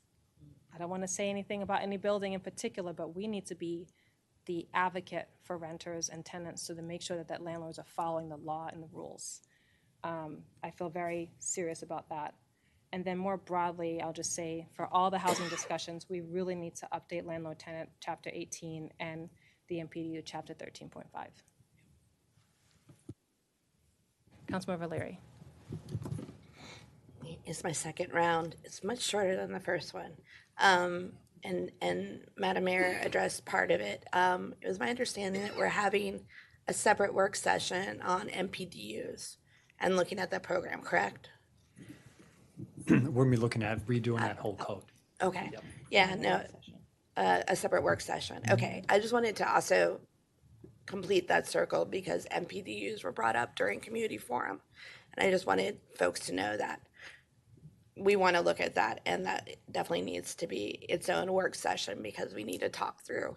I think we had some very short and fast conversations under a crunch timeline, but I think given more time, like in a work session, we can come up with a really great program. I wanted to make a note that I'm very up for looking at different options. I want to make sure that if we do consider fees on short-term rentals, that we make the exception for housing that's utilized by things like the county HHS for like community-based supportive transitional housing that sometimes can be a short-term rental that's being used for that they're accepted from that fee. And then finally, and I definitely don't need an answer right away and can follow back up. It is really concerning I put together the two comments of my colleague, Council Member Shaw, knowing, and I no doubt knowing the eviction rates, and then hearing that there was $35K left out of $55K for REAP. I want to understand a little bit more about why that may have occurred. Is it, as Madam Mayor stated, that we're not spreading the word? Is the program not doing what is intended to do, what I'm reading it should be doing? I don't know. I'm not presuming to know the answer, but I keep doing this number like I'm going to squish you guys together. If I put those two comments together, it raises a concern for me because I think that would be something we need to address first. I'm happy to clarify a little bit there. Sure. So the rollover funds are from previous fiscal years where the county had significantly more money because of COVID relief dollars. Okay. And so residents were going there. Our program design currently is that you have to go to the county first for assistance, and then we cover the delta. They had so much money that the delta was much smaller, and that was an accumulation of multiple fiscal years because of COVID relief dollars that then accumulated into a rollover of an amount of money that we still have. Because of recent county changes to the program, we've identified that pot of money to potentially supplement our REAP program because we anticipate a higher than usual need for our program over the next fiscal year or multiple, and are already experiencing this. And so our plan is to try to, in a responsible way, use some of those funds that'll also tell us kind of what is the appropriate amount of money that we need for this program to be sustainable, so then we can come to you all with a responsible ask in the future. Okay, that makes sense. I was kind of wondering how to put those two pieces together. That is the end. I am really looking forward to the housing needs assessment. I think between that and the community needs assessment, we'll have a really clear picture of the gaps that we have and how we can fill them in and be as supportive as possible. So thank you for taking my second round of questions. Councilmember Shaw. Oh, Dr. Miles? Which one? Who raised their hand first? Dr. Miles. Okay. We're doing the honor system here. Okay. It's a really quick question. Again, thank you for asking us high-level questions. As she said, I support all of them. Most of my stuff was getting into the details, I recognize, so we can address that stuff later. The one more detailed question I'll just add, and again, address it later, is do we currently or in the past, I don't know, 10, 20 years or more, have we done any pilots here in the city of housing? If not, again, we can something for the future to come back to. Just curious. I'm not sure. It sounds like we did for RHE, but did. I'm not sure if we've done any other pilots. Okay, cool. That's all I got. Thank you. I will say that, just to add, that we did 2 for RHE. I'm not sure about David Skull Apartments, that I think that probably would qualify as well, but I don't have that record. I do know that there was discussion with finance and the city manager level, not at the mayor and council level, about expanding pilots, but some of the developers wanted it on the entire property instead of focusing on the affordable units. So I think the city manager at that time was not in a position to discuss it because it would have created a huge budget shortfall and a tax increase. So, Councilmember Shaw. Since we are in the early stages of the housing assessment and designing that, can we also look at breaking down some of the data based on demographic data just to better align with 10-21 and just to have some more information? We do know Black and brown people, seniors, people with disabilities are disproportionately impacted, but it would be great to have the data. And then also, there are some jurisdictions throughout the country that have ordinance around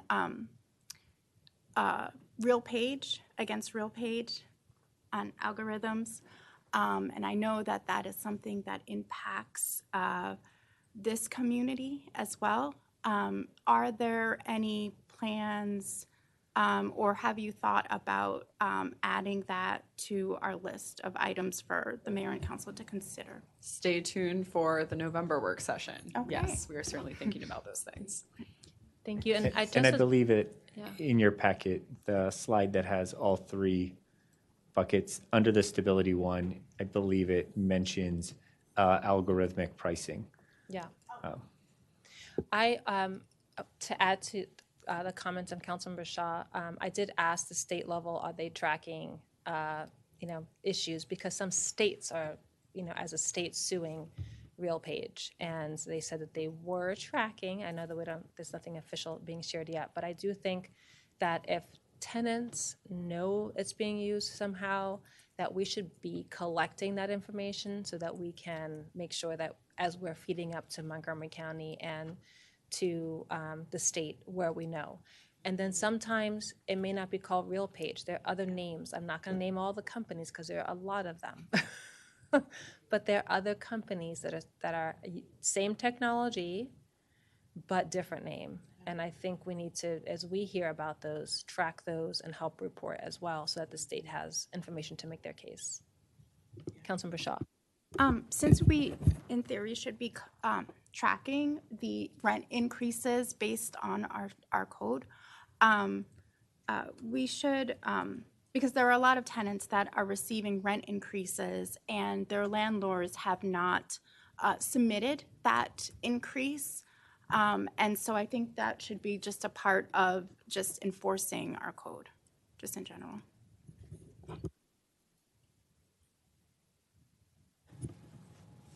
Thank you. Are there any follow-up questions you have for us, just to make sure that I know that we said a lot of additional things in addition to your list? Is there anything you need straw polls on or follow-up information from the mayor and council?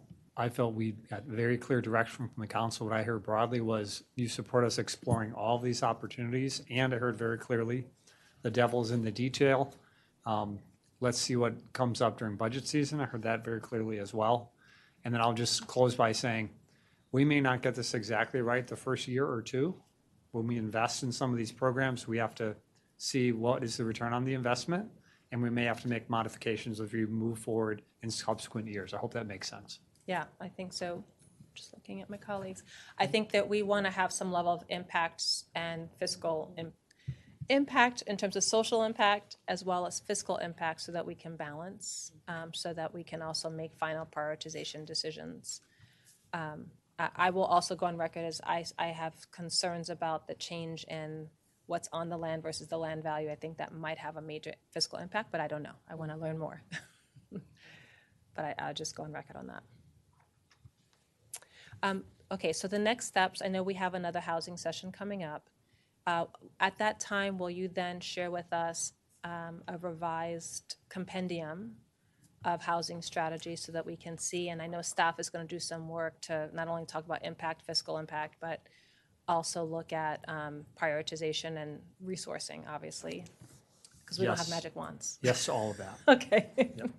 And then also, I had shared with staff, like, as we come up with our housing package, that if we can bundle in under initiatives, I had shared housing opportunity programs and education, the HOPE initiative. I leave it to you as to what you want to do, but I just think that I want to make sure that we're sharing with the public a collective list of things, so it's a program, if you will. We love branding, Mayor, and absolutely happy to do that.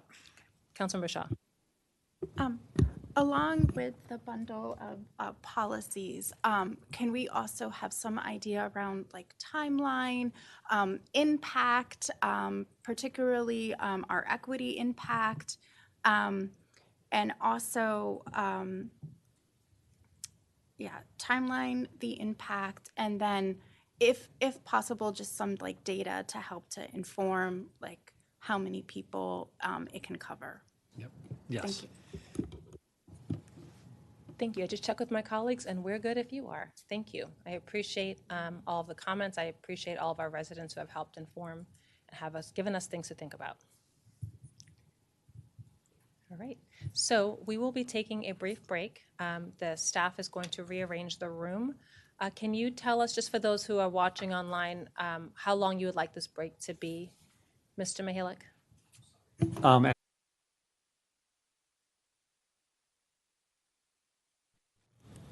Good evening, Rockville. Today is still October 21st, 2024, and we are reconvening meeting 25-24. I'm delighted to welcome Rockville Economic Development, Inc. Board, as well as the leadership team. I'm glad we are not paying you all by the billable hour. But I sincerely want to thank you for your time. As you know, we talked about housing earlier. Economic development is one of our key priorities for so many reasons. We want to be able to pay for all the good things we want to get done. We also know that we need more housing, we need more jobs, and we want more services in the city. So we appreciate the dedicated work that you all are doing and know that you volunteer your time. And so on behalf of the entire council, thank you. With that, I wanted to specifically mention Cindy Rivard as the CEO of Ready, Rochelle Wilson as Deputy Director, Amanda Boslin and Marketing Director, and Danette Nguyen, the Maryland Women's Business Center Managing Director. I'm going to turn it over to Cindy Rivard to introduce your team. Great. Thank you, Mayor. I would actually like to turn this over to our board chair, Nancy Reglin, who is going to do some introductions and take it off. So good evening. I'm Nancy Reglin. I'm the current chair as of July 1st for the Board of Rockville Economic Development. And speaking on behalf of all of Ready, both the staff and the board, we are enthusiastically pleased that we are actually having an interactive work session. We have appeared in front of the council many times over the 27 years of its existence, usually giving a presentation and a report, but we're really excited that this is an interactive dialogue about economic development. So to help guide this discussion, we've worked on an agenda with the city manager, and we've provided with you tonight a packet of information, which includes our annual report, a study that we did by recast on Rockville East District, as well as some other additional information. So you'll have an opportunity to look at that at your leisure if something here intrigues you from our discussion. What we did is we set up a PowerPoint slide, and we are not going to bore you with a presentation. We're using the slide deck as a platform for the discussion. So here's the planned agenda that we have set out with this deck. We're going to provide a quick background on Ready for the city residents who might be watching or will watch in the future this work session. Then we're going to talk about how Ready strategizes and prioritizes its annual work plan. And then we're going to do a deep dive into the 4 focus areas for FY25. And that's the slides where we want to have a lot of dialogue about the 4 focus areas. And then if we have time, we have additional slides that show a snapshot of what drives the city tax base, its revenue sources, and the trends that are related to each. And we found them pretty interesting, and I think they might be insightful for you. So let's start with introductions. I'm just going to say Cindy Rivard, you just got introduced to as the CEO, has a full-time staff of 4 focused on economic development, but she also oversees with Danette Wynn, the manager director of Maryland Women's Business Center, an additional 7 employees, staff members, doing small business support. So it's a small organization that does big things. And in order to leverage this small staff and its broad mission of economic development, it takes a very experienced and diverse board. And that's what we've been able to put together for you, and I would like to introduce those to you. We can take up to 25 board members, and they're from a full broad spectrum of industries that have interests in the city, as well as educational institutions and quasi-governmental organizations. And they bring a lot of personal knowledge, a lot of diverse perspectives, to help guide ready staff in carrying out its mission.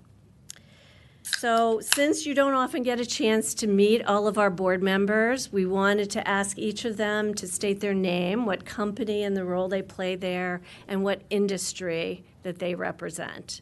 So I'll start. I'm Nancy Reglin. I'm a real estate partner with the law firm of Shulman Rogers, and my area is development, and I've been doing development work in the city of Rockville for over 30 years. So Todd, maybe we can go in this direction? Sure.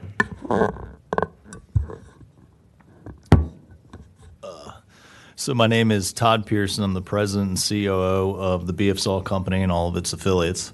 We're a real estate development and management firm here in, I guess, technically located in Bethesda, but in the D.C. region. We were founded in 1892.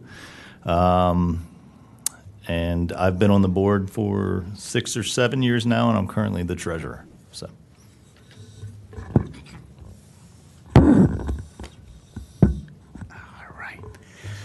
So good evening. I'm Mohammed Kanamoui. I'm the dean of the Rockville campus of the Montgomery College.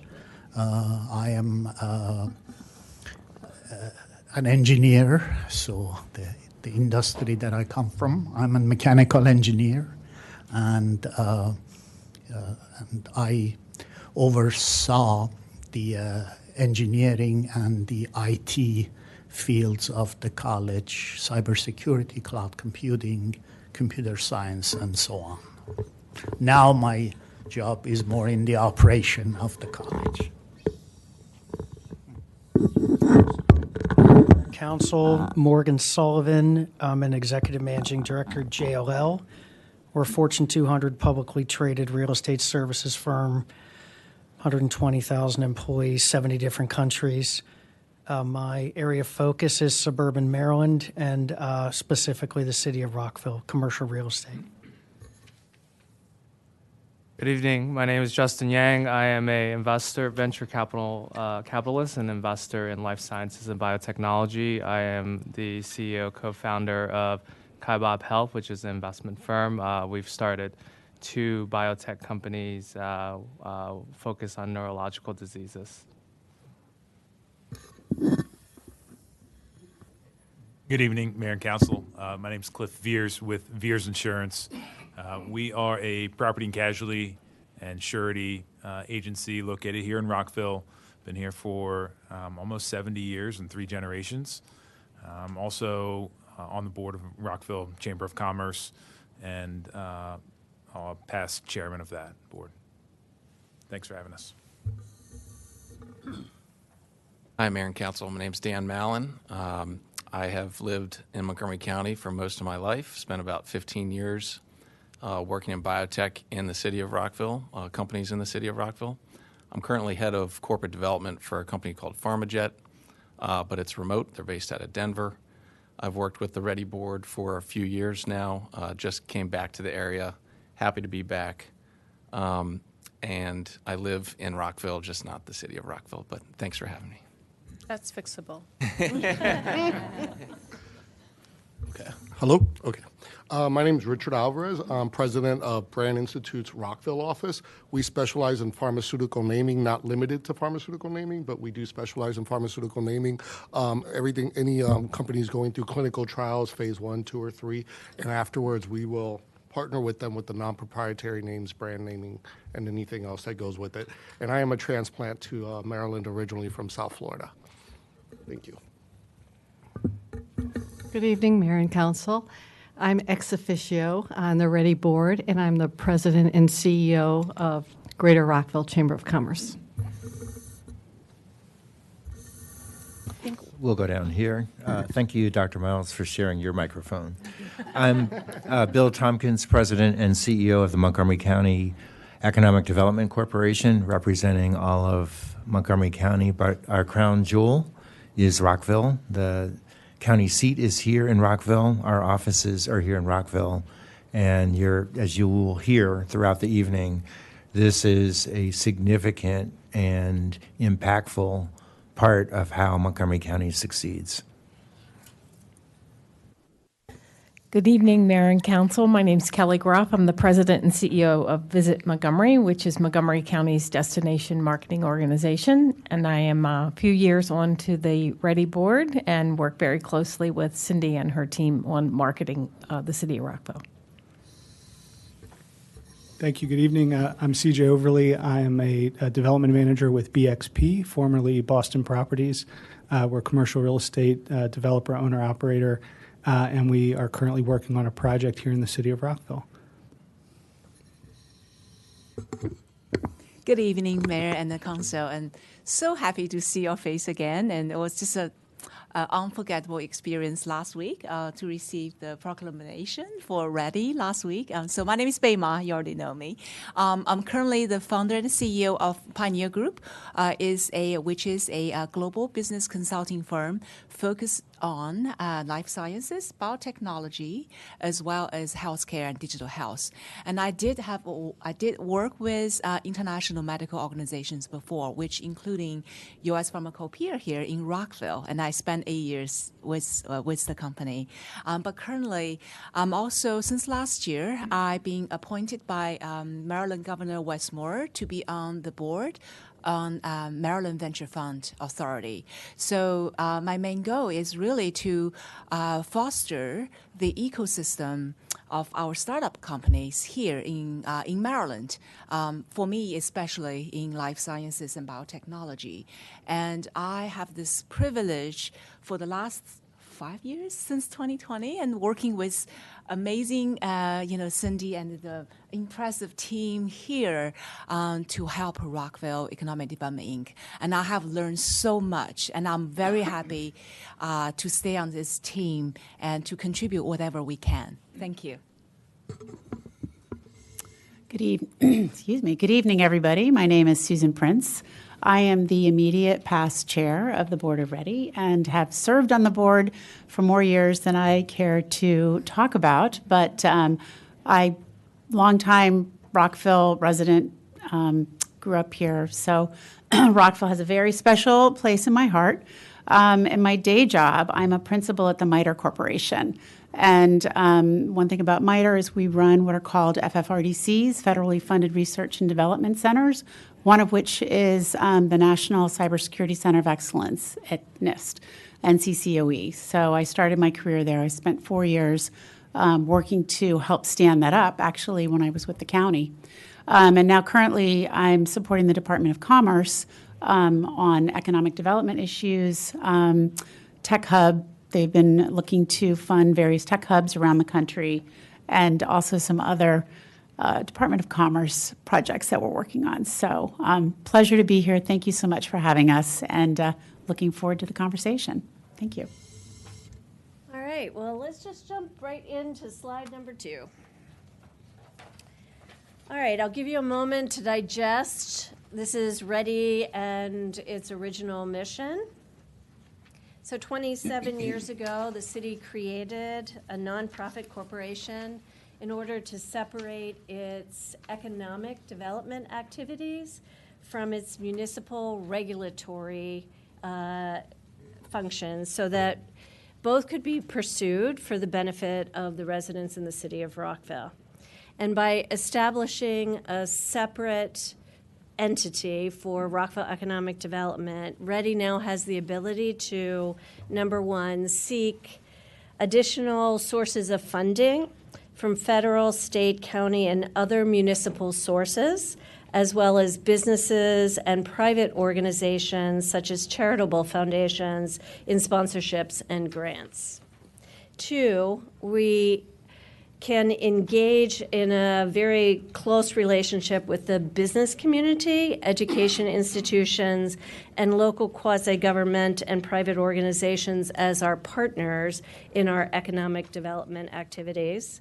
And third, we serve as a conduit for the management and grant selection functions for government-funded incentive programs such as the City of Rockville's Small Business Impact Fund and its MOVE Fund. Great. Next slide. Oh, sorry. Oh. Yes, next slide. There we are. We wanted to quickly go over, I know that you all recently passed our most recent funding agreement, so it's the agreement between the city and Ready. These are the major obligations that Ready has under this contract. We are to provide the city manager notes and financial reports from our monthly board meetings. We provide audited financial records by October 31st and preliminary information that the finance department may need to prepare the city's annual financial statements. We provide 2 presentations at a minimum a year. So this October meeting is our first annual joint meeting, and where we will go over what we're doing and how the funds are allocated. And then in February, we should come back to provide an update on the expenditures we've made so far and where we are in the year as far as our activities. And annually, we submit a budget request, which you all received very recently from me, that talks about what we would like to spend money on, and we do that by October 15th each year. So you have in your packet our annual report from fiscal year 24, which I know you've had for a little while, but that can go over in more detail what we accomplished last year.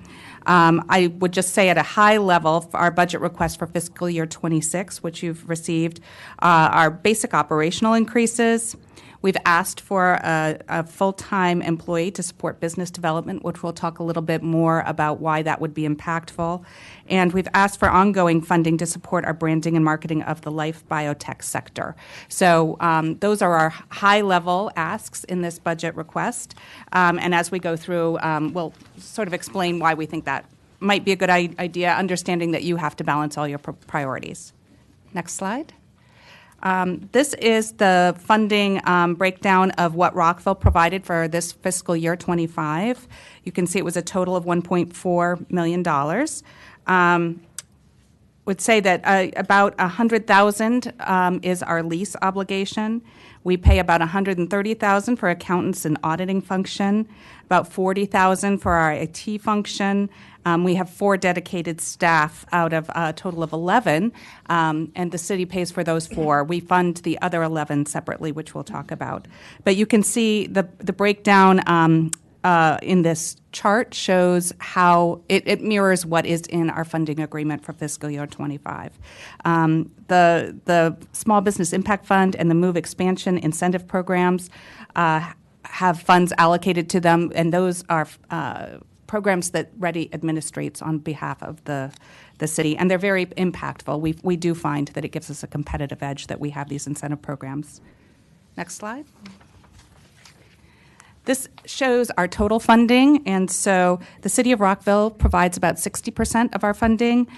The 4%, we got funding from the county to help do placemaking in Rock East for this last fiscal year and the upcoming fiscal year. So that's where some of that funding's coming, and then the rest are supporting MWBC. So that's a mix. You can see all the funding sources we have.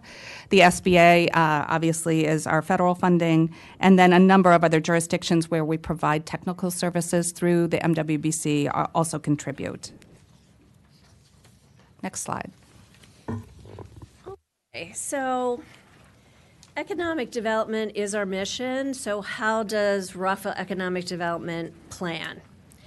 And so I'll give you a second just to show you. This is the list of things that we do in order to prepare in advance for our strategic plan. But how do we actually, well, why? Why do we strategic plan? And I know you all do strategic planning, but I'll explain why we do it, which is we create a strategic plan in order to focus a finite resources on intentional areas of a work plan that we see are designed to have an impact and move the needle on economic development. This prevents like a scatter pattern of where everything gets some attention but nothing's a win because there's no impact from the scatter pattern.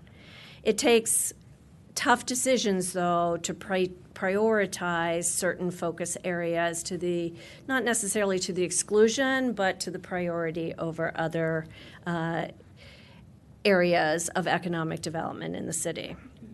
So how do we create Rockville's economic development strategic plan?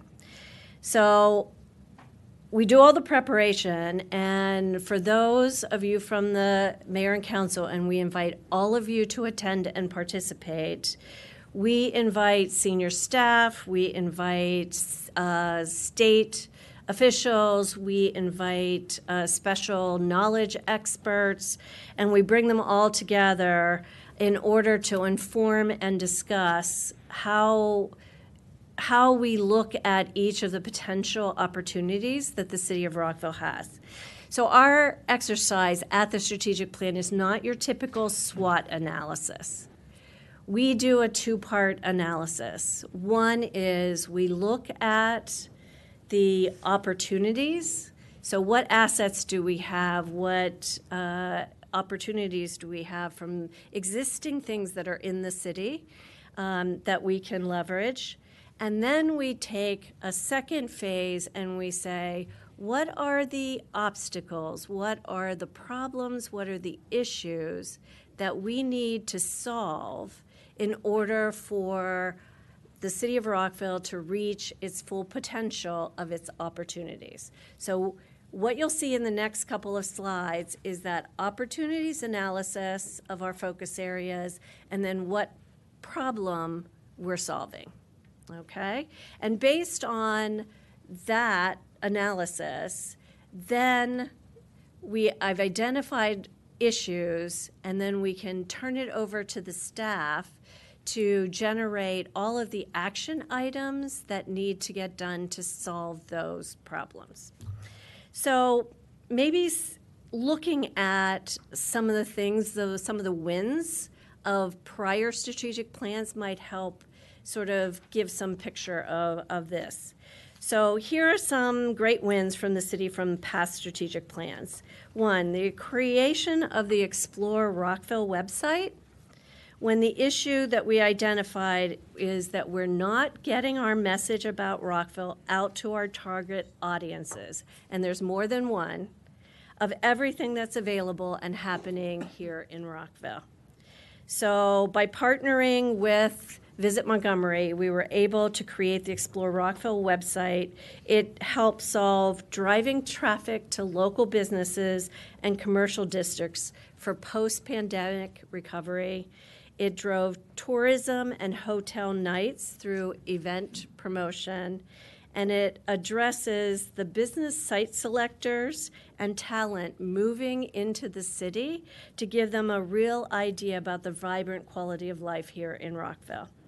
And a second example is the creation of the Rock East to brand it as a growing commercial area where innovation and small manufacturers had already started to cluster. I mean, we had a spirits manufacturing cluster that started there, and it turned out that Rock East is a very cool district, but nobody knew about it because it didn't have its own sense of identity. So under a prior strategic plan where placemaking was one of our focus areas, Rock East branding initiative came out of that. And then, of course, in the long past, Ready was instrumental in creating some of the incentive programs like the Small Business Impact Fund, which has helps that, and the MOVE grant help businesses expand in the city. All right. So let's talk about these strategic plan priorities, and I just want to mention this one thing, which is it's not one and done. You can't put money and effort on a focus area 1 year and walk away. So you do a massive impact, and then you continue to nurture it year after year. All right, let's go to slide 7. So these are the 4 areas. So bio-life science, small-scale manufacturing, small business, and green tech or clean tech is called by both. So our goal is to leverage our opportunities and create economic development. Those are our goals. So let's get right into the interactive discussion of these 4 focus areas. All right, slide 8. So I'm going to give you a moment to just read through the slide.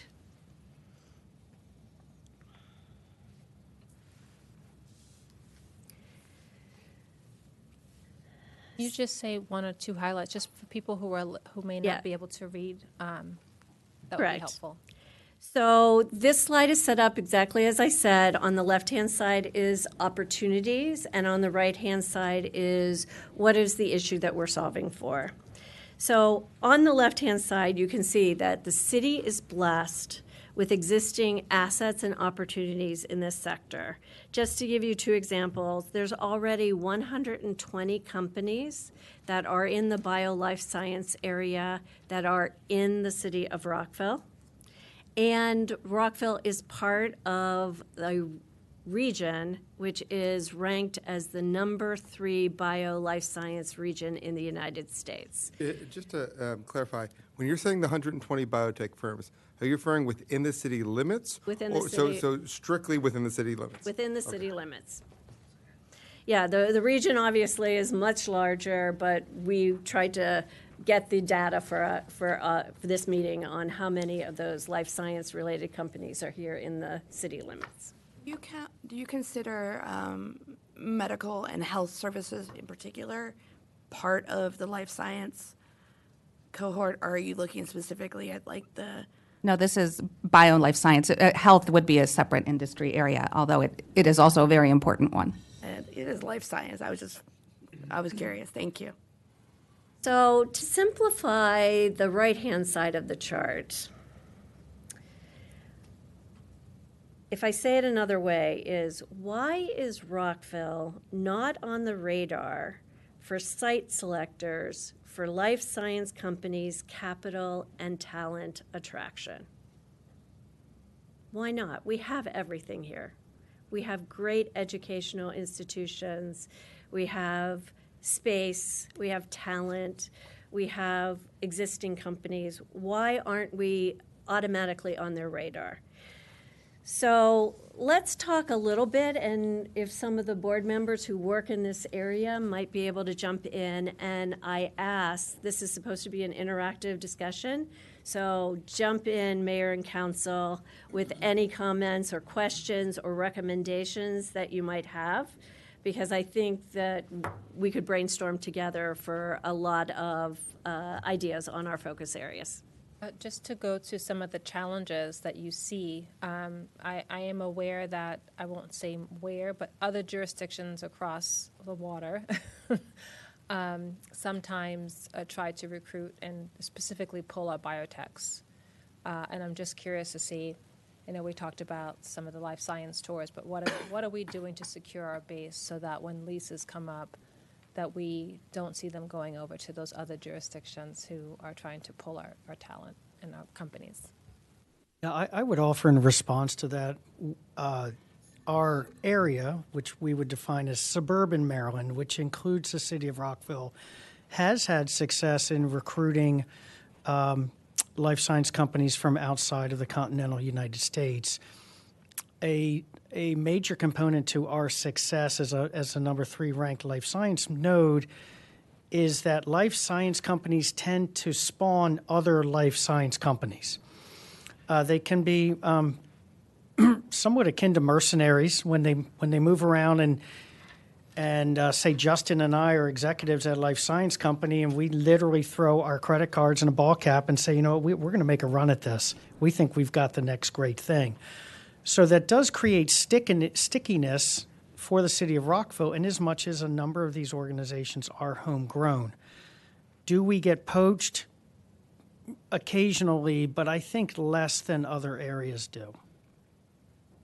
Okay, thank you. I appreciate that. I heard yesterday that there was some from another jurisdiction actually sending out emails to a range of our biotechs, just trying to recruit them and move them there. Well, so. and I think that, Madam Mayor, does point to how competitive it is for these life sciences companies. Many of them do have very elementary financials, but once they take off, they reach a certain stage of approvals, their worth really skyrockets, and correspondingly, so does their need for personnel, educated, hardworking personnel, which Rockville can provide.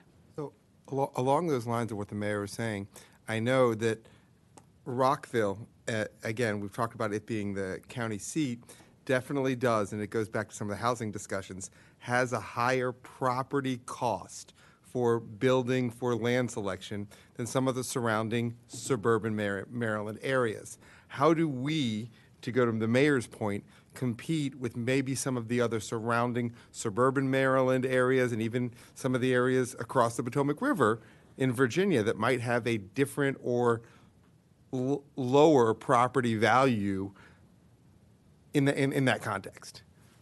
Well, my response to that would be, I think on baseline we are competitive, but without fail, a company that is looking to put roots down, their first focus is, can I effectively recruit a workforce?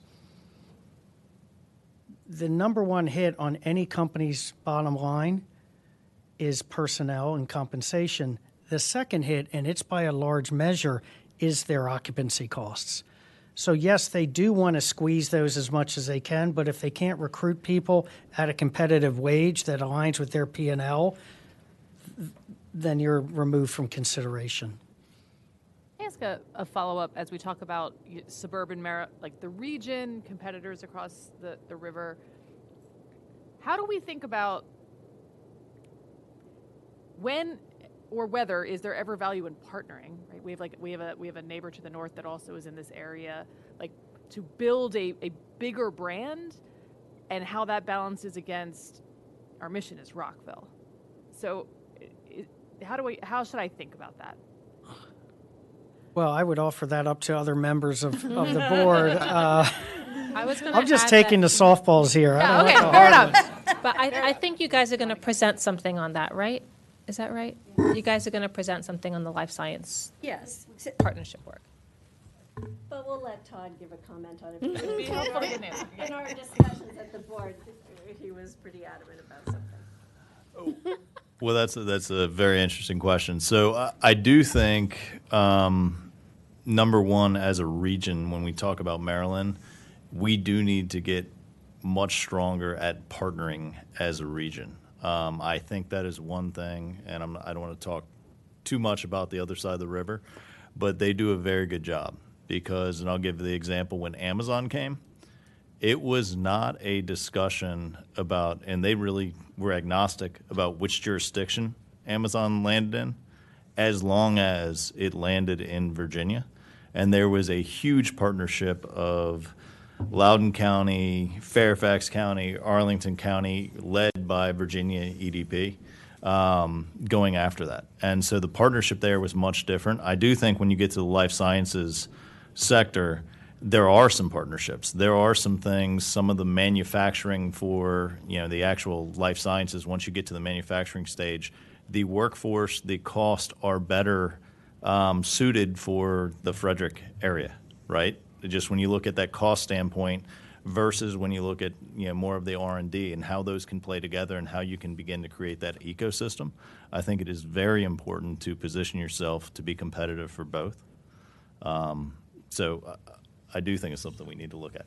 However, I still think there's quite a bit that we do already in terms of the region. As an example, I meet with my counterparts with 5 other economic development jurisdictions every week. And when it comes to life sciences, actually even working with Cindy and her crew, when we go to the Bio Conference once a year, which attracts 20,000 people, we work together as one entity. Whether it's with the Frederick County, clearly the city of Rockville, that there is more of an integrated effort to attract companies to this region. You have the Maryland Tech Council that works very hard to attract companies, yes, to the state of Maryland, but also to the overall county. And I beg to differ with our board chair. People do not say, site selectors do not ignore Rockville. When they are looking at this region, they look at everything that is here, and sometimes I know it's a sensitive issue. Are you in the city of Rockville or are you not? And it's hard because our office is right on the line, and I just got reminded that even if it's not in the city of Rockville, you want to be there because it is about Rockville. And most people don't know the difference between, okay, it's within the borders, it's not within the borders, and that you have quite a bit going for you. So I wouldn't worry about that too much. We have the ecosystem already here. Back to Todd's point and others who have said, it is, first of all, it's very expensive to build life sciences properties, to build them out. And it's not just about the talent, it's about the real estate costs, and those are 2 of the experts right there. So that there's much more going for you than you may realize, and that's one of the things you will hear about later in terms of the branding. I think to your point, how do we have the larger effort that assures that we are, and Cindy, I didn't realize this. We both spoke on Friday, and I took credit for something that she had already taken credit for, that gratefully so, and I didn't think about it, that this is the epicenter of the life sciences industry in the 3rd largest market in the country. So you need to pat yourselves on the back that this is something that is really going for you, and that we can build on that both at the county level and at the state level, this is an asset for the entire state. So this momentum we can build on, and I think you'll see much more going forward. There are lots of other things that if I were you, I would worry about, but not life sciences. You want to protect it, but you have a lot of people supporting you, not just the companies who are here, but industry associations. And, things are definitely evolving in the right direction. But it's always hard when you're saying, is it in the city of Rockville or is it in Rockville? And we're always going to have those challenges, but for you, you got to pay your taxes, and I understand that. I think about one of the hotel companies that moved, and we were back and forth between whether they looked at properties in the city, just outside of the city limits, and then just down the street, and that's going to happen. But you have more wins than you might have losses. So let's think about supporting the things that work for us, and in life sciences, that's real, and then looking at the other challenges that we may have that make it more difficult for the entire region, in fact. If I may just add a little bit comment, tagging along what Bill just said. I forgot to introduce myself as we just actually soft launched it last Friday, and Bill and Cindy were all invited to be. So I'm the co-founder of BioHealth Hub at the Green Core Innovation Center, which is located in Rockville. So this is actually a manifestation of partnership. So I do want to say, we probably don't really have that partnerships. You're looking into Silicon Valley or, Boston, Massachusetts area, but we're forging partnerships way more and way better than before. And then I want to emphasize is not just only public-private partnership, but also public-private academic partnership. So we do have fantastic universities here. We have, Johns Hopkins, UMD is going to build a healthcare computing using AI technology, probably around White Flint space.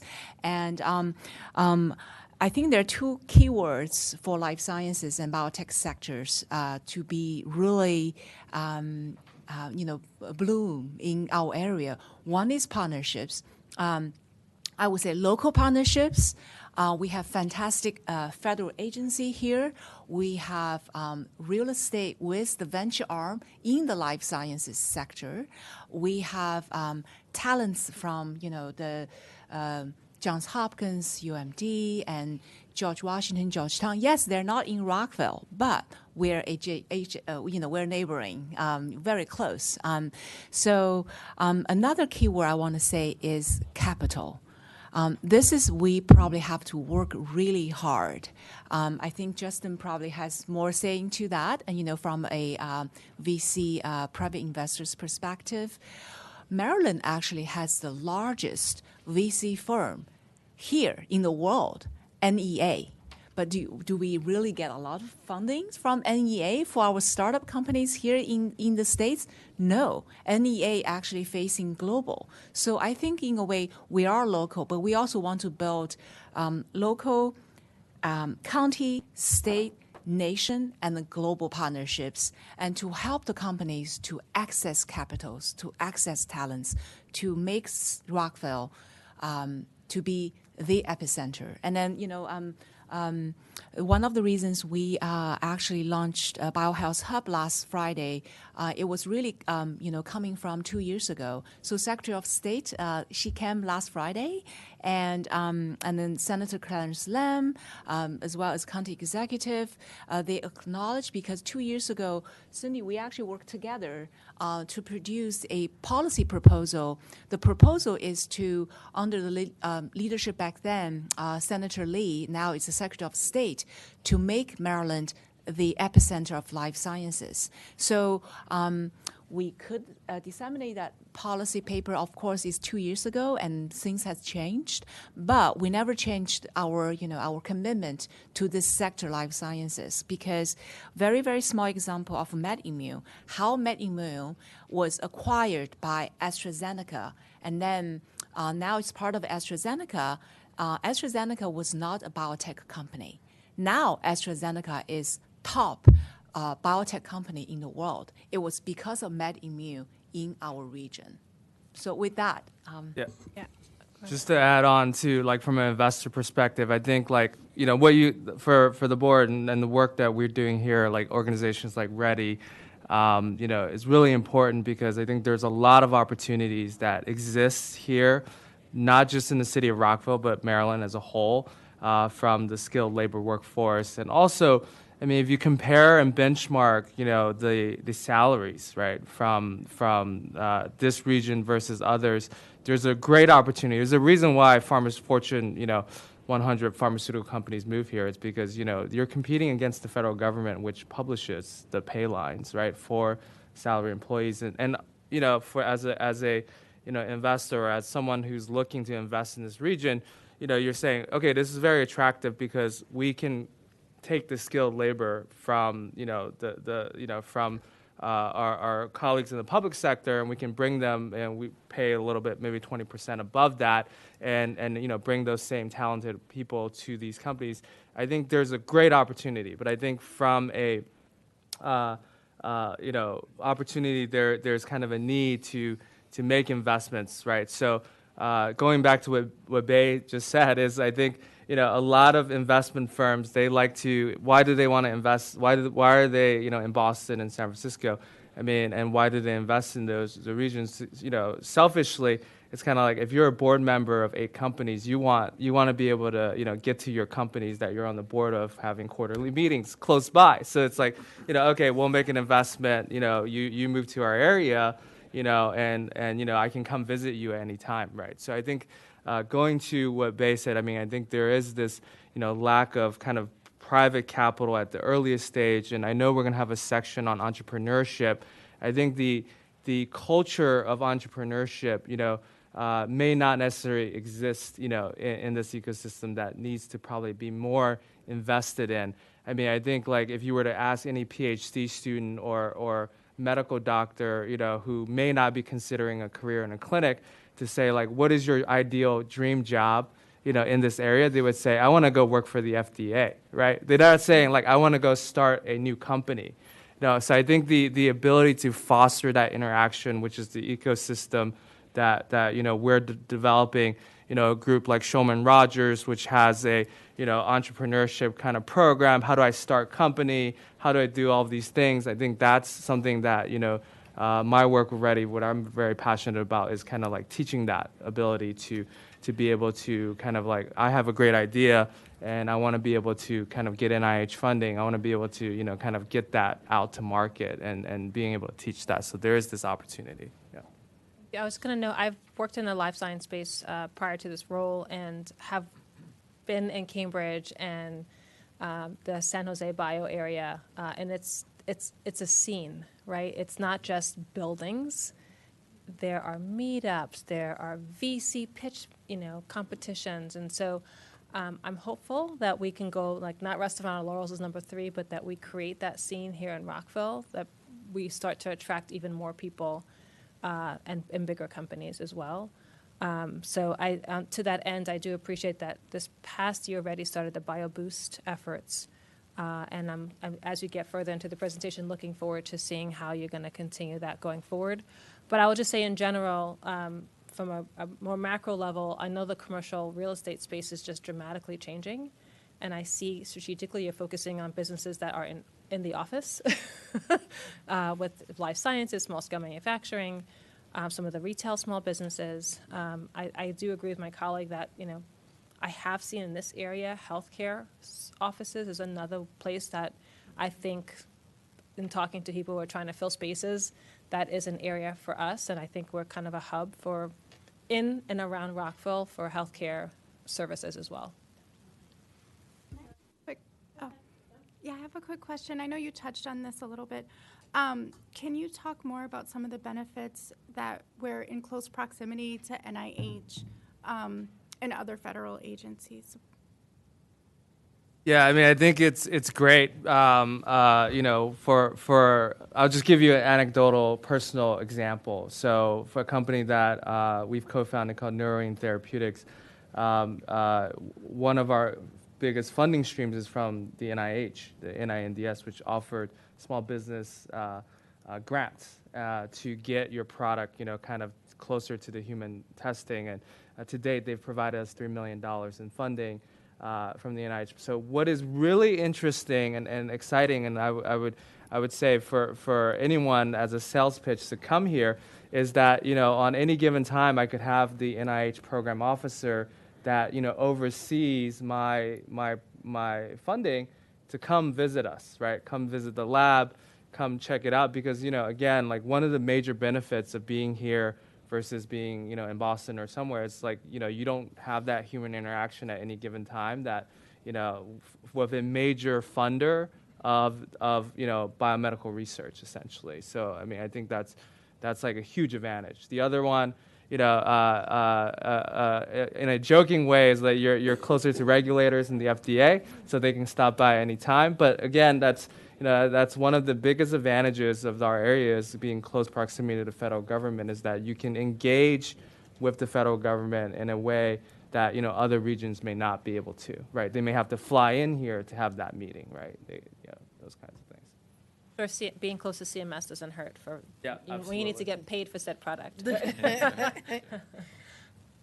If I could just jump in with what Ready is doing specifically. Like, this has been a really great conversation about the ecosystem and, our assets, but just tying it back, one of the items here on the what are we solving is to create a clear branded identity for Rockville and the biotech corridor. So this gets back to the sense of place, and one of the things that we've done is kind of the Explore Rockville.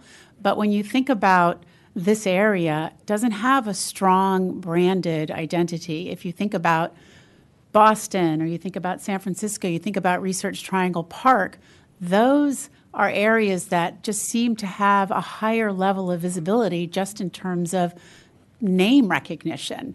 And we don't seem to have that name recognition, which I think is maybe what Todd was originally talking about.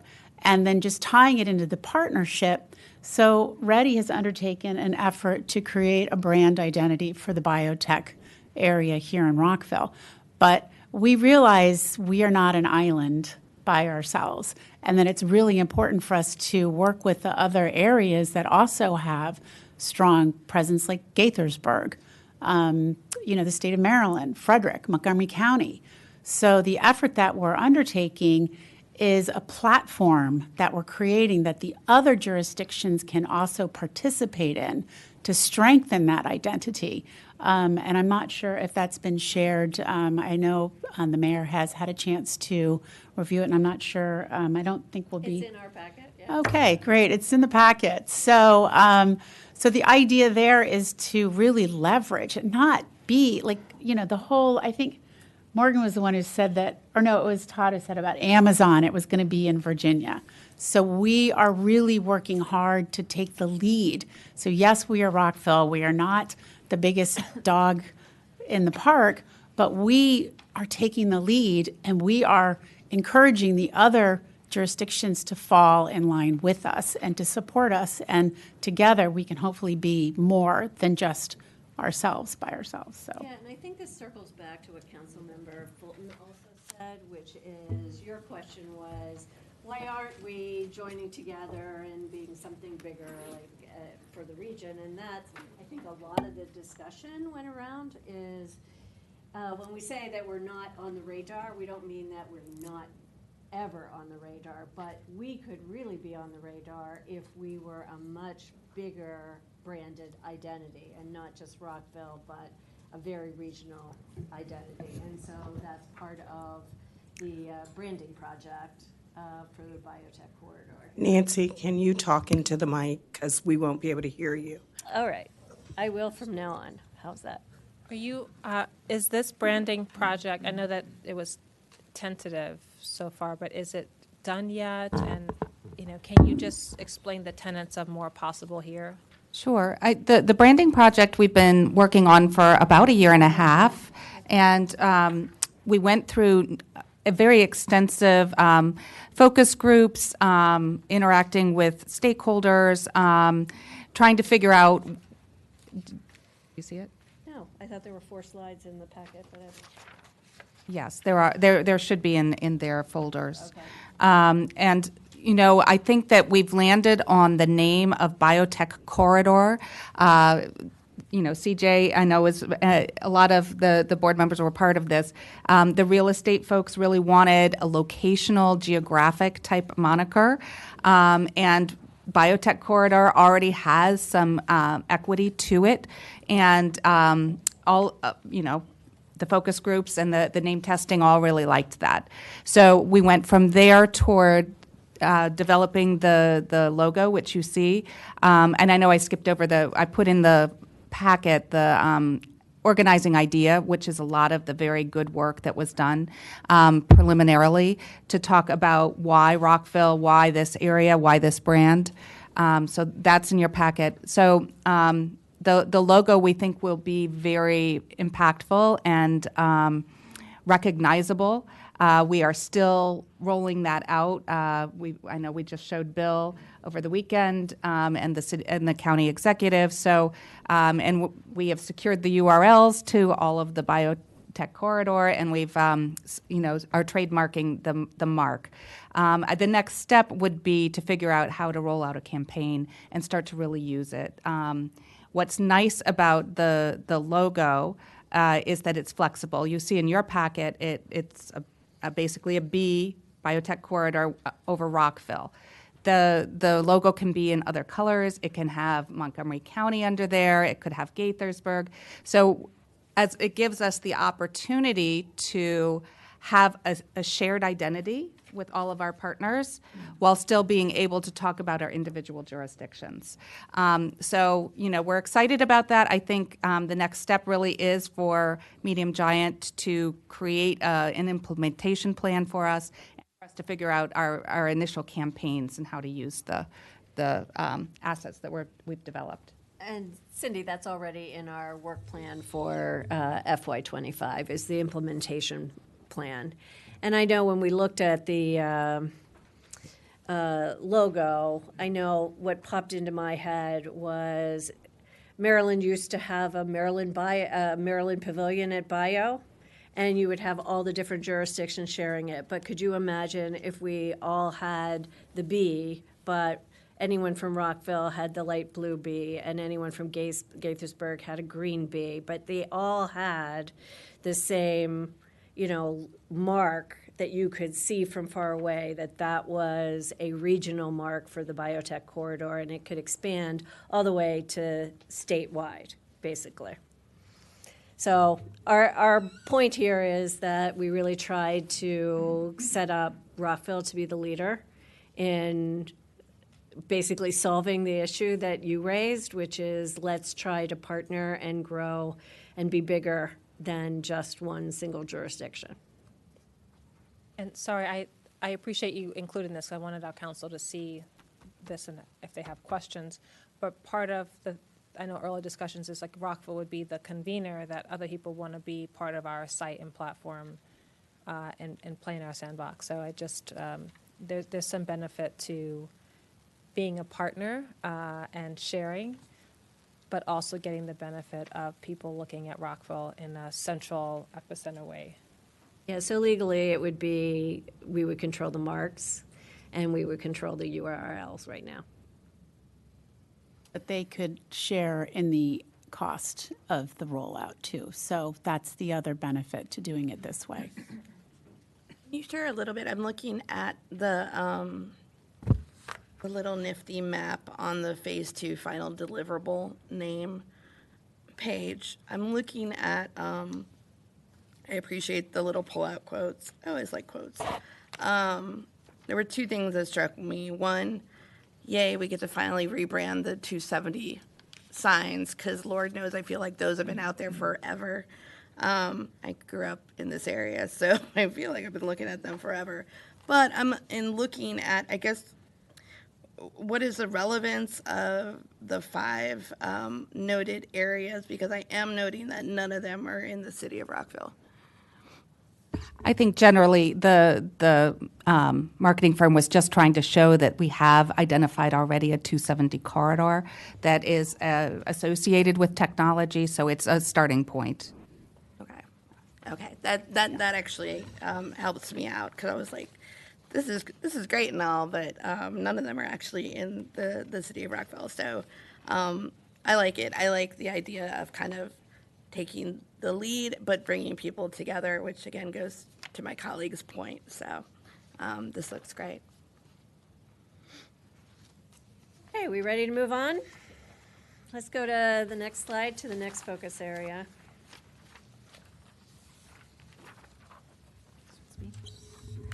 Okay, small-scale manufacturing. This is our strategic plan item number 2 for fiscal year 25.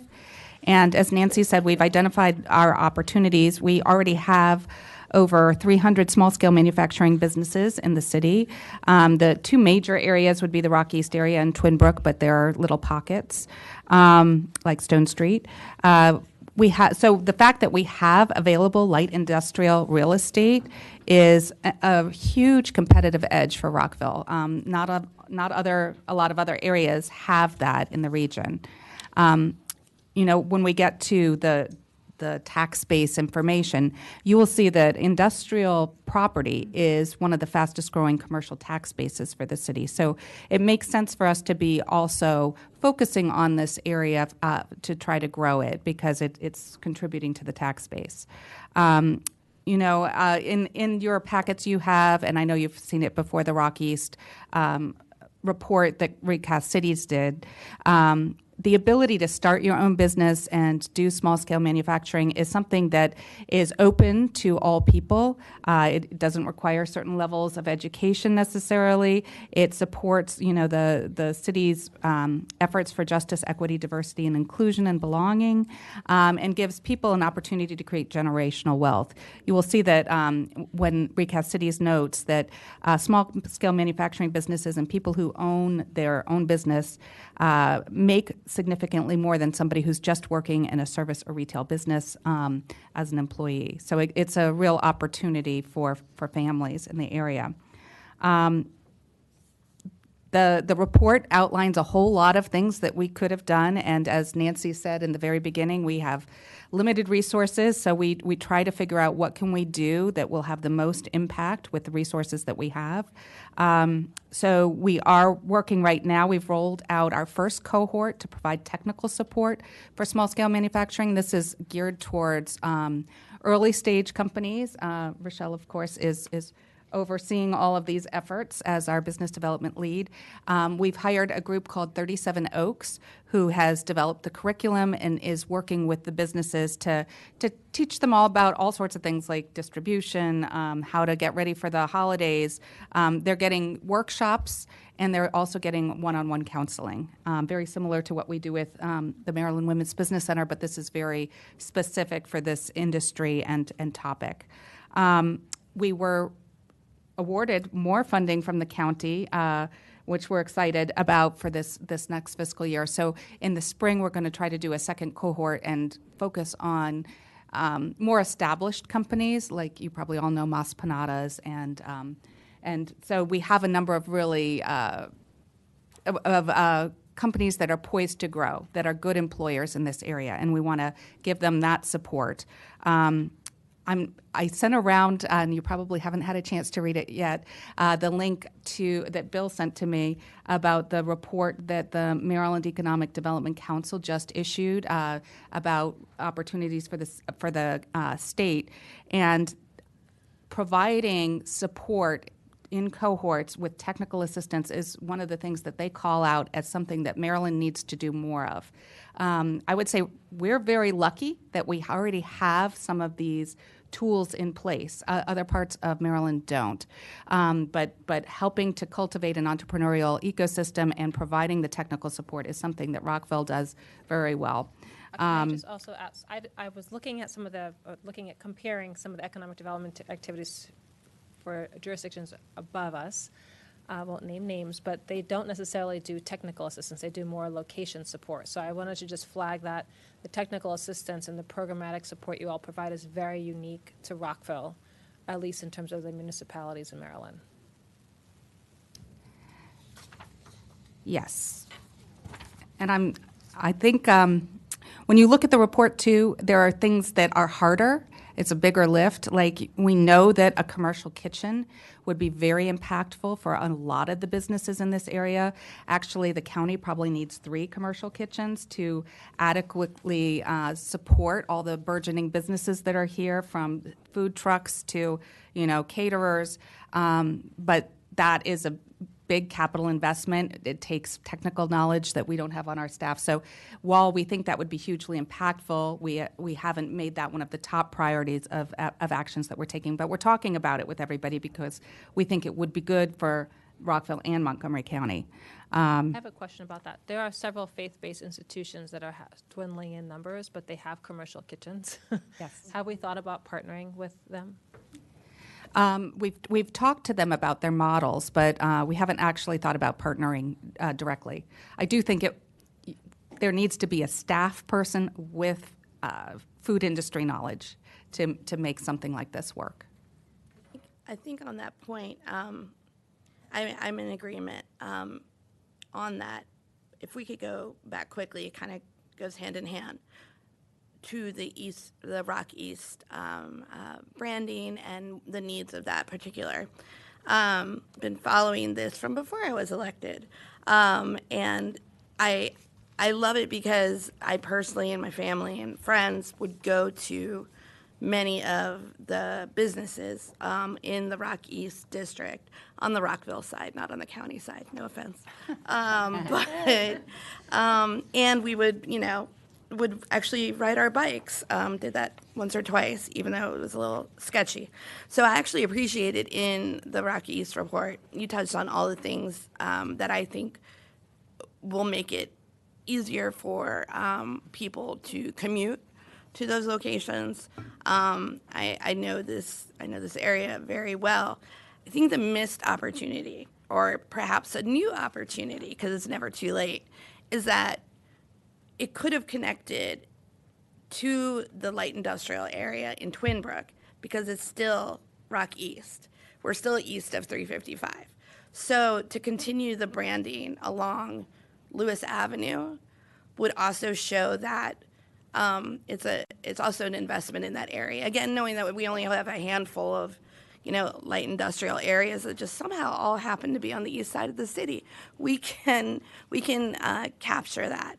And because I think that is one of the things that's actually missing from the Explore Rockville website too, and grant in a larger connectedness to a larger population would be connecting Twin Brook to Rock East, to East Rockville.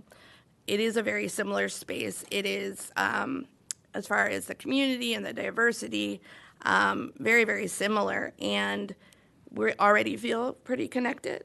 And we do have that space. And I love the branding personally, any way that we can expand it. But that is one of the things that we're missing. And we do have the manufacturing there. I'm never opposed to other parts of the city, but just being realistic with where we have light industrial. I really like it a lot. I just want to put all of the east together to really create a fuller picture. I think would be fantastic. No, I think why don't we talk with planning about that? We originally created a district that, from a planning sense, I think made sense, but we can certainly look at it again for sure. Yeah, I think that'd be great. Thanks, Cindy. On page 14 of the Rock East District, there are a number of things that we as a local government can help fix. So whether that's existing codes to be more business-friendly for small-scale manufacturing or our permitting process, to what extent are you actively working with DPW, Department of Public Works and Planning to make this happen, or is this something that you need from us to say, yes, please make this happen? I mean, we are certainly assisting with the zoning code rewrite and getting input, and they've received all of this input. I have not talked with them recently about where we are with the project. Yeah. But yeah, I mean, I think these are the great suggestions, and they've been conveyed. It would be good to just know, as a dance between staff, those departments and us, like, how do we really make this a reality? Because you can have all the marketing, but if we don't have the infrastructure, the zoning, the permitting, all those things in place, then it won't necessarily grow in the way we want. I would add to that also number 4, which is on page 15, the, excuse me, I'm losing my voice, the investing in transportation for employees. This just hits absolutely every issue. When I did work in person, I worked off of Goody Drive. So I can tell you very distinctly as a non-driver exactly how important it would be to do things like protecting the bus schedule and then being able to leverage this when inevitably those are the first cuts that are being made. So I think this would be something interesting for our traffic and transportation department, which we are already talking about a lot of this, but it's just another way to make those connections. Yeah, and to add, I think it was Maspanadas when they were in their previous location. They had challenges with basic things like lighting, so that the employees who are working, they had a 24-hour shift. They were worried about employees going out at night, catching the bus, those things. So I just want to make sure that we are taking in the feedback so we can actually be friendly to people who are working, to the businesses coming here in the first place. Yeah, so that was part of the purpose of having Recast do this study, to identify and really talk to everyone out there. And since then, there's been a lot more communication between Ready and the different businesses in Rock East. So this is a focus area for FY25, and we've just started our work plan. So we'll see where we can take it during this work year. All right, shall we move on then to slide 10? Okay, so the opportunity here for small business and entrepreneurship is we already have a strong entrepreneurial ecosystem in Rockville. Some of it is the support that we hear all the time from the city, but also because it has the Rockville Economic Development and the Maryland Women's Business Center, whose focus is small business and entrepreneurship. So taking those opportunities, what are we solving for? One is we want to make sure that we continue to support and grow local businesses to sustain themselves, especially recovery after the pandemic, and to create basically a really vibrant, visible business ecosystem here. So the mayor used a scene, when she was talking about Silicon Valley, there's a scene there. We'd like to have a scene here. And then we want to support businesses across the city. So I know you're all well aware of Maryland Women's Business Center's retail incubator that's already in its 5 years brought in $500,000 of sales for some, fledgling small businesses. But those businesses were small manufacturers, artisanal makers, importers. They came from across the board. They came across the world. They had all different kinds of where they came from, and they're showcasing goods from locally and from underrepresented areas all across the world. So we thought that one of the things that came out in the executive summary for the Maryland's Economic Council's report that just got circulated this afternoon, I thought it said it so succinctly, and it sort of highlights what the mayor just said, which is, this is their statement. Economic development is not just about numbers. It's the lifeblood of our communities. Jobs give people purpose, enabling them to provide for their families, create work, wages, and wealth, and act as a powerful equalizer, offering those from historically disadvantaged communities an opportunity to thrive and break the cycle of generational poverty. And so that's what we see here of our focus, in part on small business and entrepreneurship. If we can create that kind of vibrant, supportive ecosystem here, then all of us will rise. And one of the advantages is exactly what the mayor just pointed out, which is you've got the Maryland Women's Business Center here as part of your Economic Development Corporation that provides one-on-one business counseling, technical assistance, and training. And again, that's unique among economic development agencies. And so we've got a lot of opportunities here in order to help us solve these problems. On that point, on supporting small business and entrepreneurship, but looking at it through the lens of supporting small businesses from owners who are from marginalized communities. I think that that's been one of my personal struggles in looking at our small business community and seeing the disparities area to area. And I know that we've expanded the Small Business Impact Fund to go beyond Town Center, and I think that was huge. For a variety of reasons. But I will say that the life, as you noted, the lifeblood of the community, of being that hub, of creating a scene, there are pockets of it throughout the city that have not felt the touch of Ready yet.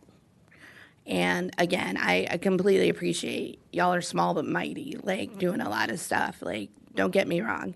But I want to see if there are additional opportunities for us to really make those pockets of small business, of new entrepreneurs, established ones, feel as connected as the businesses in Rockville Town Center do.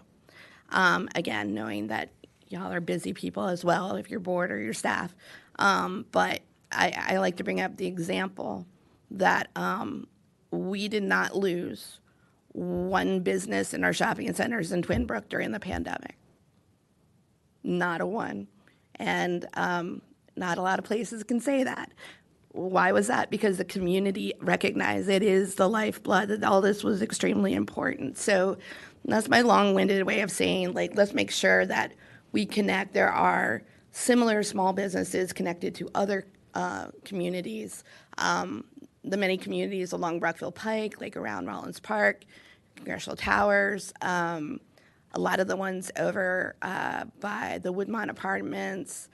There's all these pockets, right? And I want to make sure that, you know, many of these businesses have been started by very recent immigrants to the area as well. So whatever is needed to really make them feel a connection to Ready, that the city wants them to succeed as well. I want to elevate. I also want to make sure that they're reflected on Explore Rockville. I know it's noted as a win, but that's, I think, another way to expand that district. You could, you know, really highlight some of these businesses, but ultimately, we haven't even really scratched the surface of some of the greatest strengths in Rockville that are in these little corners of, you know, retail centers that maybe people don't know about. So I would love to respond with two things. One, you know, having the FTE that we put in our budget request would really help us do that and help us get out in the more. You know, we really are at capacity with that amount of time that we have, and if we that is what we would use the FTE for, is to really do more of the on the ground, boots on the ground engagement with businesses, and that's something we just haven't been able to. We have gone around to Twin Brook, the shopping centers, and passed out information, but we haven't had the opportunity to build relationships, and I think that that's one of the barriers, is that we haven't built the trust, and so we need the time to do that, and we need the capacity to do that. I also wanted to point out, you know, there's numerous authorities for this, but that entrepreneurial firms create about 2/3 of the jobs. And the report that the Maryland Economic Development Commission just circulated said, you know, that the entrepreneurial ecosystem is creating more than any of the attraction efforts that the state is doing. So I think it's really, when we say that it's important for us to focus on this sector and creating the entrepreneurial ecosystem, it's from the small businesses, the lifeblood of the community, and as Justin is also saying, also sparking innovation and you know, the tech companies, the bioscience companies. It's all in the milieu, but so important as far as having a very strong job base. If I could, sorry, just speaking of Explore Rockville, I want to balance out my comment from earlier. I do think that we need to be good partners and think regionally and right. Also, I'm pretty sure that there are 2 businesses listed on the front page of Explore Rockville right now that are not in Rockville. So when we're trying to promote Explore Rockville existing businesses, that's an area where I think we should make sure that we're actually promoting existing Rockville businesses. Like, North Bethesda. All right, so noted. We'll look at that. Yep. And I wanted to make 2 points on the comments of my colleagues. So we can also help to extend your reach. Like, many of us are talking to businesses in our community. I know for COVID and a good part after, I was carrying around your business card in addition to mine. But A lot of just calls, yeah, and you guys really helped. I can personally say that I handed off many businesses to you, and your team really helped people. So I just wanted to say, like, perhaps my colleagues can get a couple if they're interested, but just to have a few pieces of material that explain what Ready is and the business cards.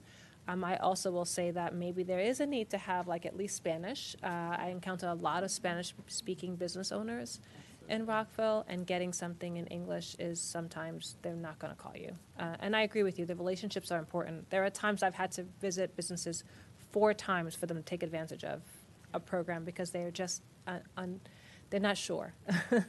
But we'd like to be able to help, I believe. I know we've heard a comment before about making sure that we expand our focus across the city. So if we move to the next slide, we just wanted to give you some updates on the companies that have been assisted through some of our Small Business Impact Fund and MOVE all across the city. And I don't know if Cindy, you want to point any particular ones out. Not in particular, but you can see that, over the past couple years when the Incentive Review Committee is a committee that is comprised of board members and some members of the public that review of all the applications for incentives that come in. And they also retooled, thanks to Dan when he was chair, retooled the policies and procedures so that we became citywide on these programs and more intentional. So this is just to really show that we've had a concerted effort. We're making investments across the city and really trying to get the word out across the city. We've certainly increased the number of applicants each round because of the additional marketing that we've been able to do. Question for you. So some of these businesses, all of them are awesome. Some of them have national impact, like where the Empanadas making 50 million empanadas across the country, or Intellian that's taking over antennas and satellites across the world. So it's pretty cool to see the range of very small to also big impact, economic players. My question for you would be on the small business side. I know we have the MOVE grant and the more retail piece. If you're trying to support small scale manufacturing or life science companies, do you feel like the funds are structured to be able to reach those particular targets? They do. We as you can see, it's a broad range of businesses, and this is just in the last couple years. But we definitely make grants to life science companies. People who are new to market are entitled to the MOVE grant, and they can pair it with the county grant if the company is also new to Montgomery County.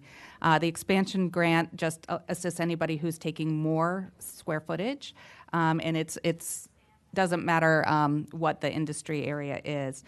Small Business Impact Fund is tending to be smaller businesses, and that's an accelerator type of program trying to help a company or a business that just needs a little extra effort to make it to the next level. So, but I would say that Rockville, we hear all the time how impactful these programs are and that they're helping people make decisions to either stay here or come here.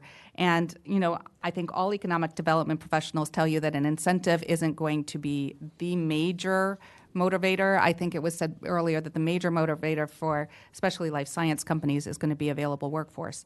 But it certainly makes people happy about the decision they made, makes them feel that they are supported in the community that they have chosen, makes them want to invest more. So I think they've been very valuable tools.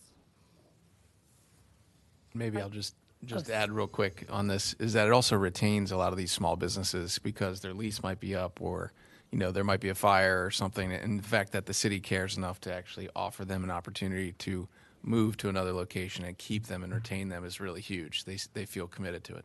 Do we track how many businesses are getting funding through the county? And also related to that, I know the county has a Small Business Innovation Research and Matching Grant program. Do we know what % are going to Rockville businesses? If not, can we find that out? We track it. I couldn't tell you right now. Those reports are pretty detailed, and they report that out to the county council once a year, the breakdown. But that information is kept current. Great. But is Rockville faring well? Go ahead, right to the kill If it's question. not, it has to, because relative to the size of the program. So you've got 120 businesses, as an example. I'm going off course a little bit, that are here in Rockville. There are only 400 established life sciences bio companies in Montgomery County. You've got over 25% of them. So when I talk about the fact that there's a lot going on here, it's not that we ignore this segment. It's that you have a lot of momentum around many of the programs, but we can go back and look at the SBIR program or SETR Office gets a program. 30%. Can I just add a structural question, because I think it's good that we're talking about the life sciences. That capital needs is much higher, though. So when we're talking about incentive or move grants, you're not touching kind of what maybe you're thinking about in terms of drug development companies, maybe some small services businesses. So just there's a The differentiation. entrepreneurship perspective, the small biotechs, yeah. I will note, looking at the businesses assisted, going back to Rockville is also a big hub for medical and healthcare clinics, practices, et cetera. So there are at least, let's see, I think there's at least 2 up there, AFC Urgent Care, and I saw another one, the Capital Pain Center, and I know that there was another medical, dental, that took advantage of the funding too. So I will say with the proximity to Shady Grove, Adventist, even though that's not in the city of Rockville, but many of the medical offices and satellite offices are throughout the city. And just to give you some quantitative of what impact the city of Rockville has done, since the grant program's inception, Ready has dispersed $2.7 million through the programs to 40 businesses supporting 500 jobs. So $642,000 went to the Move Expansion program, and $2.3 million went to the Small Business Impact Fund. And of course, we know who was the singular major recipient of that grant, because it was initiated to keep Dawson's here as a grocery store. But since that time, we're now starting, it's like $215,000 has now started to go to other businesses within the city. So I would just say, I mean, we were looking at this in the campaign and before, and I would just say that this is an example of you listening to us and really coming through. I mean, the different businesses across the city that you helped is really fantastic to see. They're diverse. They're small businesses that are doing great things. And so thank you for this, because it means a lot to each neighborhood in Rockville. And just one more thing, we've talked about getting out into neighborhoods and getting out to the people and talking with businesses, but also the potential entrepreneurs. And so I would be remiss to say, I saw Ready with a booth yesterday at King Farm with the Fall Festival, and it was really a great thing. And so I think the more we can do of that in neighborhoods, the better, to get out the word that Ready has funds and they have technical expertise to give to residents. Can I just add on to that? I appreciate you saying that. You guys are out there, and it's noticeable, and it's helpful, and the social media presence is great. So thanks for mentioning that. Really, that stuff's excellent. So thanks, guys. I just wanted to add one thing. So we don't just, I think it's really important to note we do provide funding to businesses, but we do more than that. And I think that's the thing that's really key about what Ready does. It's a little bit different. If you are a recipient of one of the grant funds, you also receive counseling from our business experts to make sure that you're going to be successful. So it's not just writing a check, handing the check over, and then, oh, you're on your own. No, we continue to stay involved with the businesses, which also continues to tie them even more tightly to the city of Rockville, but it also helps them to be better business people. So we're not only just providing capital, but we're also providing that support that I'm a former entrepreneur. I know how hard it is. And, being able to have somebody there who can support you as you try to grow, it's really useful. So I just wanted to add that it's not just the funding that we're providing support to. I just want to say one small thing is that I appreciate you guys changing the fund. I mean, because before it was focused on one area, and then, I think it was a year or two ago, maybe 2 years ago, we changed it to be more across the city, and you guys are getting out and doing that. I think that has made a big difference. There are some places that I think, we're seeing some momentum in Town Center. We're not done yet. We have more work to do to fill all those spaces. I want to see that happen. I would also note, just King Farm is seeing some vacancies. And just, I know sometimes it means like not necessarily, you're knocking on every door, but you just working even with the people who are trying to market those spaces to let them know. And I know you've reached out to them some time ago, but I think sometimes they need a little bit of help to sell why Rockville. And I just want to, once you start filling and seeing more come in, it helps the rest of the businesses come in. So I just wanted to note that. I just want to add on to what Susan just said. I think Ready is part of the community, and we are the connectors. I'm saying this actually from a person living in the community, not from a board member's perspective, because I think Ready in a way changed my life. How to perceive city of Rockville, and I remember, Bill, we were on the trip with county executive, Montgomery County delegation to Asia this May, for the trade mission. And Ready, Cindy, you were not with us, but we brought Ready to Asia. And then Ready also, went to bio conferences nationwide since last year. So that's international, national, but also local. And I know, Cindy, you're artist, and we both love arts, and so we also try to bring the creativity into our community as well. So we have exhibits in our office. So any of those, I just want to say, yes, Ready is not just giving the grants, but also we try to touch people's heart in our community. And I think with that one FTE request satisfied, we can do more. On one area that I have been hearing as a gap, because you don't provide legal advice, is it possible to partner with, I don't know if Maryland Legal Aid would do this, or some Maryland Bar or someone. A lot of the small businesses have challenges with their leases. Sometimes they don't necessarily get in the details, and it's a big document, and they're excited to open their business, and they're like, oh my gosh, my HVAC is now out, and I'm responsible for. So I just wanted to know, maybe there's an area where we can connect them to legal advice or a legal aid or just a referring resource or something like a checklist on things to. 'Cause I know you guys have been working on that checklist, but just something that helps that new entrepreneur be better prepared, because it could really close their doors if that lease has things that they cannot financially afford.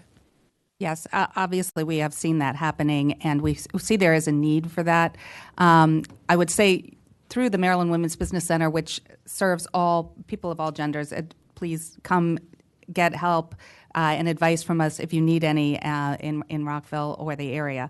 But we have something called a bail team, and I probably won't get this right, but it's the banker, the attorney, the insurance, and then legal.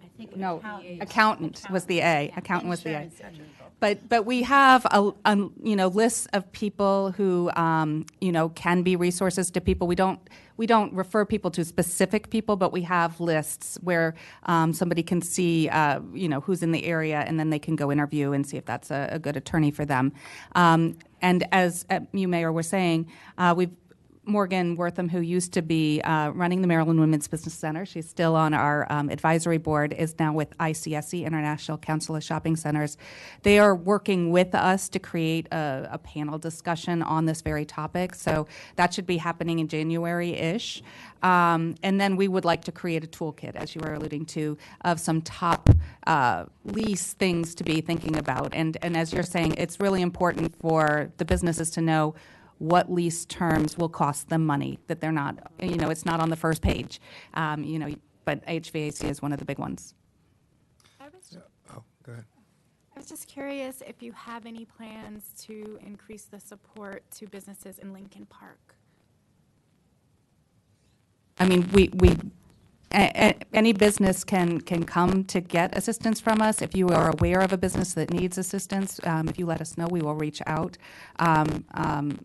Is there something in particular you're thinking about? No, I was just asking because I do see, it's great that we have businesses all over the city, but I just, I just noticed that there was just one, so I wanted to see if there were any plans or thoughts or discussions. We engage with folks across the city. I don't know, Rochelle, if you are aware of any more in the pipeline, but certainly if there's people that you know that we should be meeting, let us know. It's really hard to know how to meet everybody. So you are all of our ambassadors in that way. We appreciate that. And my only comment was going to be similar. First, commend you on the wide variety of the areas that you're going to the city. The only area that I'd ask maybe at least take another look at is the areas west of 270. I know a lot of it is residential, but the limited areas that we do have, we've had a lot of turnover. And even close to, I know where Nancy works, we've seen a lot of stores kind of come in, and of the limited areas that we do have for some of the economic development, love to see. I'm happy to work with you. I know some of the business owners, happy to work with you guys, just because of the limited areas that we do have for some of the economic development, whether it's small businesses, restaurants, and stuff. Would love to work with you guys on that areas. Great. That would be great. Can we do the next slide? Yeah, so let's do Yeah. the next No, I'm slide, talking about and seven. time is passing, so this is our fourth area for focus, and the Those are good the only news areas is that this we should be faster because this is an exploratory area of focus. So Cindy, you want to talk about it? Sure. We started to notice that we have a burgeoning cluster of green technology businesses. We've identified at least 14 in the city. Obviously, Rockville has one of the premier climate action plans, and the county has a very strong plan. The county just started the Green Bank. So we see that there's a lot of synergy happening about this industry cluster that, helps attain the goals of renewable energy, increasing jobs in the sector. They're high-paying jobs because they're technology-oriented. And they're also an area where a lot of venture capitalists want to invest. So I think that we're exploring it. I know Rochelle and her team have been doing a deep dive to understand what is the cluster, what is our competitive edge, what is the job projection, and we're going to hopefully have a preliminary report out to the board in November or December about that. But that was one of the directions that the board at the retreat in April decided to say, yeah, take some of your time, explore this, let's see what it is, because it seems like it is an important present industry cluster that could continue to grow and have a strong economic impact. All right. I was going to ask the mayor whether we had time to run through our financials, just some of the trends. I would say Yes. begin Yeah. with it, and she can always veto. Let's us. go to the next one. We just wanted to give you some idea of numbers. So this looks at total commercial inventory space. You can see there's a total of 22.9 million. You can see that multifamily apartments is about half of that. So the way the tax assessor is, it's complicated how the tax assessor categorizes everything, but for us, multifamily apartments is really a commercial investment. So what we don't have in here are single-family residential townhomes or condos. But for the rest of it, you can see how much square footage there is. Office is 4.3 million, retail 4 million, industrial 3.1 million. Next slide. That 11.5 million is what Rockville's getting. This is square footage. Square footage, okay. Yes. So the next slide is total assessed property values. So again, not the tax revenue. This is just saying what the value of these sectors are. And you can see that commercial is about 40% of your tax base. And that's important because that means the residents are not paying more for their taxes. The residential is about 60%. And you can see the classifications. Commercial is 2.3 billion, industrial 1.8 billion, and so on. But it just gives you an idea of the magnitude. Next slide. And this is something that we mentioned previously. These are a couple areas where we think seeing the trend is important from 2019 to 2024, so throughout the pandemic. Obviously, we're all aware residential property values went up, and it's 19%. Commercial has stayed relatively flat. And I think we can hear some of the property owners talk a little bit about the fact that it probably will continue to go down as we go through the assessment cycles and all the office buildings that are catching up to the devaluations hit the books. And multifamily is under this commercial red bucket here as well? Yes. Yes, right? It is, yes. Okay. And then industrial, and I don't know why the line, we put it in the line, and it should look like it's going up more. It's up 22%. But that is why we were saying we think that really spending some focus on the industrial assets of the city is important because it is an increasing in value tax base. So let's see. Next slide. And this is Kelly's area, so thank you for all of the information, and she can probably talk in much more depth than I can on this. But you can see, obviously, hotel tax collection, which is one of the revenue sources for the city, took a big dip in the middle of the pandemic, and Rockville's doing pretty well. We're not quite to pre-pandemic, but we're getting up there. The city of Rockville has approximately 2,000 hotel rooms. This does not include the short-term rentals. And hotel tax collection values in 2019 were just over $1 million. In 2020, were $743,000. Sorry, I have the whole chart here. 2024 is $880,000, so it's going up. And Kelly and I talk a lot about the importance of aligning our efforts between destination marketing and economic development for both visitor and business attraction. I'm going to turn it over to you to say more. The only thing I wanted to add is that visitors coming to Montgomery County have a lot of choices, and I just want to call out Ready for being a really good partner and always advocating for the city of Rockville and feeding us content and making sure that Rockville's at top of mind because visitors do have choices, and they do a really good job of advocating, make sure that people know about Rockville when they're visiting the area. Do we find out, so first of all, I'm so excited about the partnership with Visit Montgomery, and thank you for, I know we had talked about, people need to find what they can do, and we still have more to build, but you've been building that with Explore Rockville, and I think it's been fantastic.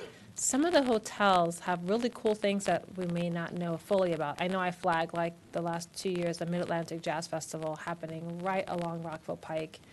I know there's been some tournaments and others, so how could we better support those things that are coming in to like tie them into like local small businesses and get them to dine and visit other parts of Rockville? I think that's probably an easy partnership to expand on is communicating with businesses when these large tournaments are in town. The Maryland Soccerplex is the largest generator of hotel room nights in the county.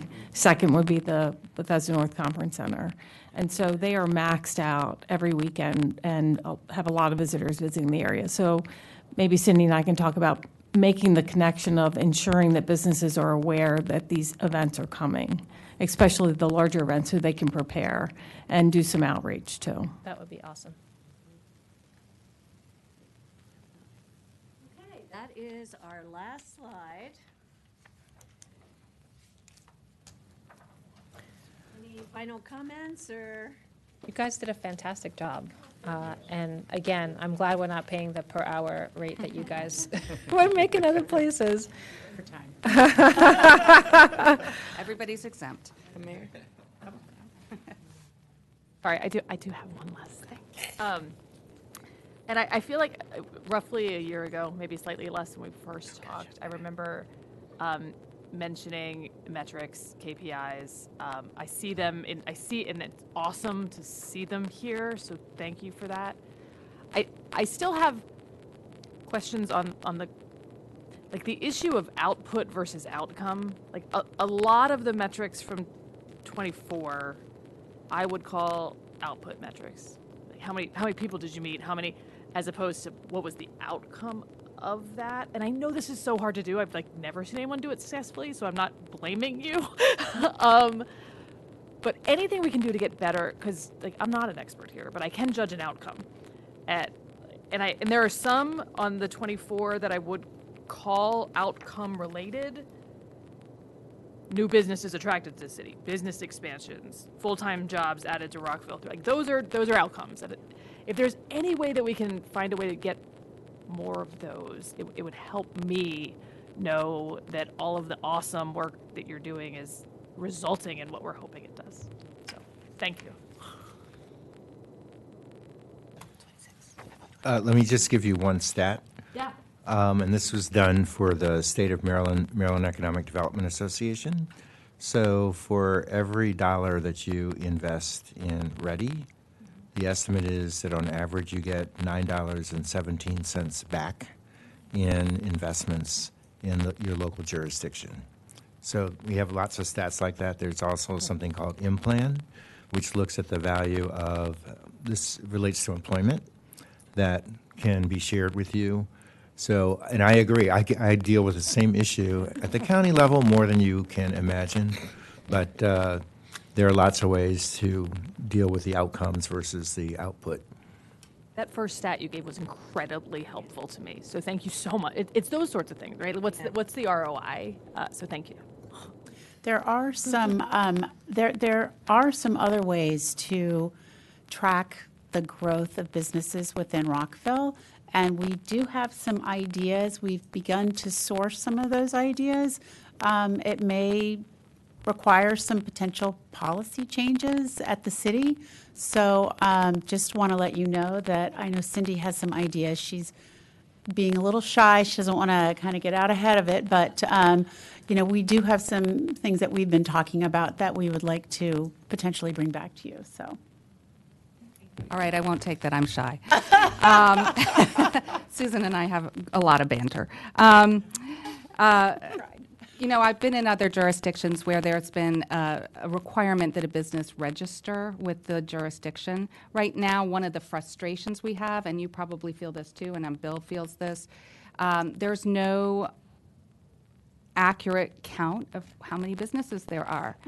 And, you know, when Rochelle undertook the very detailed business survey we did, you know, we were going through Dun and Bradstreet. Everything's an approximation because there's no requirement that everybody register anywhere. So there's not, we can't see the comings and goings very well. And like I said, other jurisdictions, when I was in Florida, there was a business tax license that, you know, for $20 every year you had to register your business. And then at least there was a list of who said they were in business. But we don't have that. So that is part of the frustration, and you're not the only ones who feel it. I think across Maryland, we're all frustrated by that because, you know, not every entity has to file with SDAT. Not every entity is paying property tax returns. So, and everything's not sorted by jurisdiction. They're by zip codes. So it really is hard to parse the data. What about collaborating with like occupancy permits? That talks about the new ones, but it's just one thought. Yeah, I mean, it's certainly an indicator, and it gives you an idea. But again, it's not a comprehensive number. I have a few quick questions. Have you thought about, I know we created the Welcome to Rockville, you know, that nice toolkit. Have we looked at some regional ones that we know that there are commercial vacancy issues, whether that's Town Center or King Farm or parts of, now that we have new things coming on board with Twinbrook, I just wanted to see, you know, and talking to some of the potential business owners, I'm just going to say Town Center, they're like, oh, do we only have court traffic? And I'm like, no, we have the Metro, we have hotel, and, you know, just we make the case for ourselves versus potential businesses guessing at the case. Is it for you all to have the toolkit to talk with businesses? What audience? Sorry. It's for like King Farm, shopping center is one example. The Town Center, like, no, we are the ones between you and us, no, like, the Metro is going to be redone. There are new things coming, the Town Center. So it's just packaging that up so that when new businesses are considering coming to a city, that they get some of that regional insights. We can certainly add that to the information we distribute. And Can I go ahead. go back for a second? I know it's long. You've got an expert here on outcomes and outputs. David Dadisman is sitting right over there. Came from Montgomery County government. He was the one who lectured me about outcomes versus outputs. He worked for County Stats, and so he really understands and can help both the city of Rockville and Ready to understand metrics. So that's where I got that comment from. Thank you for that. Gottesman and I are often of like minds on these things, so I'm not surprised to hear you say that. Thank you all for staying out on such a late hour. One of the things I just highlighted just was playing around with y'all's website, and I like that for Hispanic Heritage Month, you all had like Hispanic Heritage Month businesses in the area. Black History Month, same thing. Could we do something like that for like Women's History Month or Disability Awareness Month or something like that? Just think about the themes, like every month we come up with proclamations. I don't know if we can do this legally, but I'm happy to plug it like, hey, we're doing this proclamation, and by the way, we have some awesome businesses here. As a way to, like, on national TV, again, legal might, I don't know, maybe earmuffs or something like that. But I would like to, partner with y'all on that. Great idea, and we would, we're doing a lot of that, and maybe it's a matter of connecting it. Danette launched last year this Empower Her conference during Women's History Month, and that is, it had an amazing attendance. It's going to grow, and she might even do a second one mid-year. So we're certainly out there doing that kind of stuff, but we could find ways to cross-promote. Or even with the women's bit, like, again, for the Hispanic Heritage Month and Black History Month, you all actually have a dedicated website with a map where you can find out the businesses in Rockville. Could we do something like that for women and for, like, Disability Awareness Month? Like we have a number of businesses in that realm, too. Just to play on the theme issue to, get the word out any way we can. And I'm happy to help out in that regard, too. Yep. Interesting idea. So one comment I have, and first of all, thank you all for being here. I know, like, you guys all have businesses, you all have responsibilities, and so I appreciate you all being here. But one ask I have of you, because I know you're asking some of us. You guys come from a lot of different areas and a lot of different types of businesses, whether it's venture capitalists, whether it's, creating different places where people can live, all over the city. A lot of times we have policy proposals, whether it's zoning proposals, whether it's other issues, and we often hear from people who are residents, who are other people, but we don't often hear from the business community. And I know that there are policy decisions that we make that impact each of you. And just as you're saying we need to support Ready and we need to support what you're doing to showcase, you all need to help us and guide us to make sure that we're making the right proposals and the right decisions that are supporting the businesses. Because we can do all the advertising we want, but if we've made a poor decision on zoning and you guys realize it and we've made that mistake, it's, we're taking one step forward, two steps back. So what I'd ask from you guys, and I know Reddy, you guys are always in tune with our meetings. I see members of the board here at least every other meeting, if not every meeting. So to the extent there can be some communication from you all, whether it's in the letter, whether it's even testifying, in a community forum, we'd love to hear from you guys so that we can make sure that we're making decisions that support the business community and support economic development in the city. And on that, I would say, as an organization, we are not allowed to lobby you on particular legislative matters. Yeah. Individual members of the board can certainly do that on their company's behalf and their own behalf. Yeah. And then Margie's, the Greater Rockville Chamber of Commerce is allowed to lobby. So just want to make a point of clarification. If we're not coming as Ready and saying, oh, you should do this, it's because we're not really supposed to lobby you. And I want to be clear. I'm talking more to the business community as a whole because we've got you guys here as part of this work session. And again, it doesn't have to be as the business as a whole. If the venture capitalists who are dealing with life sciences say, ooh, this, this could impact this whole industry in Rockville, I'd love to hear from you. Justin, to the extent you got something, you let us know. Yeah, I know. Thank you so much for your time. I know that you have a great plan ahead, and there's a lot of exciting things. I appreciate that you shared with us and the city manager the budget proposal and thinking ahead for next year. But fantastic work. I know how hard you work. It's a small but mighty team, and I also thank all the volunteer board members. We appreciate this dialogue tonight.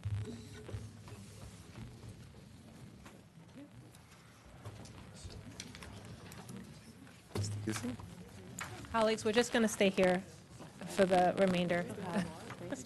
We might as well, we'll just stay here, right? Yeah. They just have to do, there's an IV under the table. Thank you, guys.